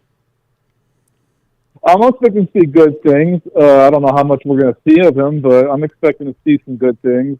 I want to see like who the guys are after, like him and what is it? I'm forgetting the vet's name now. Patrick Peterson, yeah. I want to see who after them is going to step up. Who's going to be the third guy? Because I kind of think they're the number 1 and 2. I want to see who's going to be the third, who's going to be the fourth, who's going to be like the depth if we need it, who's going to be the guys, on the nickels and the dimes. I'm with him on that. I like that. And you were talking about Pat P. I mean, they're being serious about moving him into the slot. Yeah, so he was, like I said, he was definitely getting reps out there again today. He might be our slot corner, and then we have JP and Levi on the outside at times. Yeah. So it will be interesting, man. It will definitely be interesting. But we're going to get some info this weekend. But John, Easton, we appreciate you as always tapping in with us, baby. Thank you. No doubt. Right, peace, bro. Peace. I like it. That's it? Yeah, that'll be a vibe right there. That was a vibe right there. There were some good calls. Good calls. Some questionable takes. Great takes. Great questionable takes. Excellent takes. Particularly the second caller. No, the takes was fire. It's fire takes, man. Because you set it up the right way. As long as you with all due respect it, I love it. As soon as he said, I'm a Kenny guy, I said, oh, Lord, I know what this is. You're not going to start the combo with, I'm a Kenny guy, unless this combo is going to drastically go the opposite direction, man. So, yeah, I was excited. I wish I could see you in the moment. I was trying to be buttoned up professional. I'm like, I know Deke is like, what? What'd you just say? Yeah, if you're going to say there's a quarterback that can't make that throw on the roster, it's Tanner Morgan. He's out of all the quarterbacks, that was the one. He was like, yeah, he can't make that, though. I got to see that. No, I actually got really excited when I saw that Calvin Austin getting open, Mason hitting that pass. Because I'm like, oh, I can't wait to see this during the regular season with Kenny and Calvin Austin. It's not even a thought that Kenny can't make that throw in my mind. It was pretty funny, bro. It was pretty funny. I like it, man. All righty. Think we got maybe one super that just came in, one or two at the end of this thing, man. And at the end, someone dropped a 50 burger. I'll just say this one real quick though. All right, which before it was Yo Yong. He says take the bus for $250. That doesn't hurt either. In terms of traveling out to the stadium, yeah. Not at all. Yeah, I was about to say, the you bus just look for goes that transportation. far, Seriously, if the bus goes that far, yeah. Because I know it's a stop by that Taco Bell, and you just walk down the rest of the hill. Oh, yeah. Yeah, you know what I'm talking about? Okay, yeah. I know exactly. I don't know like what route. Yeah, it'd be like a but 10-minute walk from the Taco Bell up on. That's like on the North Shore. Yeah. You know or not the North Shore, the North Side. North Side. Yeah. You just walk right down that thing. Yeah. Yeah, so probably there's one before that. Yeah. There's probably one by the casino. It's got to be one by the casino, bro. Yeah. That's not a bad option. Yeah, it's definitely not. Look, yeah, I would say definitely look up the whatchamacallit though, the bus route. Yeah. 828 style with the 50 burger. Man, shout out to 828 And style. he had a call. When did 828 style just drop this? He was just on the phone with us. It was before that. Oh. I'm happy we got his call. Salute. Yeah, me too, man. Shoot. And no, he does not have a direct line, but salute him. And John Easton doesn't either. It was like, yo, how John Easton's always on. John does not have a direct line, and I don't even memorize the number. I don't memorize the numbers because I don't want to feel biased like when I'm looking at the calls coming in. So I literally just be Deke, see me, I just be pushing whatever one come in. Just yeah, that's it, man. We're not big time. We don't have like a sound person over here that's like checking the calls first. That's why it's a little janky when you first call. Yeah, we're improvising a little bit in between the calls, and then you see someone call, you just say, okay, who's on the line? Yo, what's good, baby? Who we on with? Yeah. 828 style though, he says, I've never been to a Steeler home game and seriously thinking of trying to hit one up this year. Been to about 4 when they play Carolina down here in NC. I just need to be a part of Renegade one time before my time is up. Bro. What's the best hotel to kick back in while I'm there? Probably anything downtown. Yeah, downtown Omni is nice if you're trying to bump into people. Like that'd be one. You got what's that one? Is that the Holiday Inn that sits like right down there? Oh, that Omni one's really nice. Yeah, but what's the one that sits on the opposite side near like right by the convention center? Because I know it's the West End is at the corner. I don't know. Yeah, it's like one on that like strip though. And if you want proximity to Heinz Field, there's a couple on North Shore, right? Isn't there like a Springfield or something? That's what it was, a Springfield. That's on North Shore. Yeah. It's like right in between PNC and Heinz. You got to make sure you book that like soon if you're trying to do that, though, more than likely. Because I'm sure those get crazy because of the location. Oh, and I think Rivers actually has hotel rooms at the casino. Like it's that whole new plan that they connected to it. Okay. Yeah. Well, those are options for you. Yeah. Ryan Stanley joined the upper room. Or you can go Green Tree. That's another option. I don't like that's a little further out. And then like Uber down. Yeah, Uber down. There's another option though. So yeah. If you come from like the airport, that's like a 15-minute drive, 10-15. Yeah, maybe 20 plus depending on traffic. Yeah, but no traffic. That's like a 10-minute ride from Green Tree. Not even. Yeah. All right, Ryan Stanley has joined the upper room. Shout out to Ryan Stanley and welcome to the upper room. Yes, indeed. Yes, indeed. Fish Momentum says, what's good? Off work and ambition is tomorrow. Let's go. Let's go. Salute you, man. Getting that time in, man. And now you get a chance to vibe out. Got your homie tomorrow, ambition. Deke said he potentially might pull up too. But don't count on it. He said don't count on it, but leave a light on for him. Yep. Yeah, leave a light on for him. He's doubtful, but he could still play. You just never know. That's my own Tomlinism. Yeah. I basically just said nothing right there. Yeah. Yep. I like it though. I have the potential to be there, but don't count on me. Yeah. Are you probable or are you doubtful? Doubtful. There's a chance. It's a chance though. But there's a chance. We'd have had Doubtful come out there and play before, man. Doubtful's better than me telling him I'm not going. Very true. Doubtful from Deke is definitely like it's potential. Yeah. 828 style. Can't wait till the day AB streaks during a home game and gets tackled. Don't do that. No. We don't need AB doing that. No, not at the crib. Can you imagine AB pulling? If AB pulls up the Acashore, it's gonna be a movie just because it's AB pulling up. He don't need to do nothing else if he pulls up the Acashore. He don't need to streak or run on that field. Is he allowed back? I don't like in a official capacity with the Steelers, like get him on the field. That's above my pay grade. That's above my pay grade, Deke. I don't answer that one. That's above me. Because the people that he was talking to, one of them cuts my check still. Okay? So yeah. All right. Okay. I still get my check. That's it. I'm like, yeah, bro. So if he ain't cool with him, then hey, what you want me to do, man? What you want me to do, Deke? All right. I like what he's coming. I like my little checks. You know what I mean? Yeah, they still be hitting, man. Yeah, they still hit. I guess AB can always just buy a ticket, right? There you go. Just buy your ticket, man. You good. All right, but I'm not gonna do anything to mess up what we have going on over here. It's a very nice situation, so yeah, I'm not gonna do it. If he don't want him in it, man, hey, just stream it. We'll tell you about the game afterwards. Tune in. We'll get your reactions. Yeah. Then 828 Style, the MVP. He just dropped another 50 for the culture. Man, for the daggone culture. Come on, 828, man. You rock star life, man. Now, from the heart, we do appreciate you, man. And like I said, man, you just been heavy rocking with us, man. So, no, major love, man. Major love. Jeez Louise. And that is it. Dude, man. From the heart. I like it, baby. I like it, man. So, Kenny versus DeMar Hamlin, little rivalry. I'm telling you, there's little side storylines. That's not a rivalry. That is not a rivalry. That is a reunite. That is a, hey, you remember when you I don't know. DeMar took that cheap shot on him last year. He did not cheap shot him. That was not a cheap shot. Kenny should have slid. It was not a cheap shot. It was not. I'm just saying, I think it's a bigger rivalry game than you're thinking. If DeMar gets the pick on Kenny, do you trip on it, though? What? If DeMar gets a pick on Kenny, would you trip? What do you mean? If DeMar Hamlin caught an interception on Kenny Pickett, I'm not happy about it. Why is DeMar though? It's a Pitt product, bro. He's a local guy. No. You're not feeling that? No. Why? I'm feeling no picks by Kenny. I'm just saying, if he had to throw one, DeMar would be the guy, or Dane. DeMar or Dane. I'm cool with either one. I'm not tripping if it's one of those two, cause it's like, yo, that's my boy. I'm trying to help him out. You know? No, just not looking for any picks. All right, fair. But if he had to, that actually goes against what you said earlier. You said you want Kenny to keep it clean. I do want him to keep it clean. I'm just saying, if he had to throw one, either Dane or DeMar, just for the optics, just for the Pitt connection. Don't want to see it at all.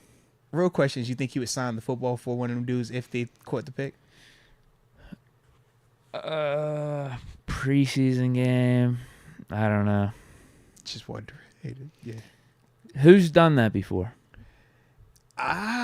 In the did Brady ever sign?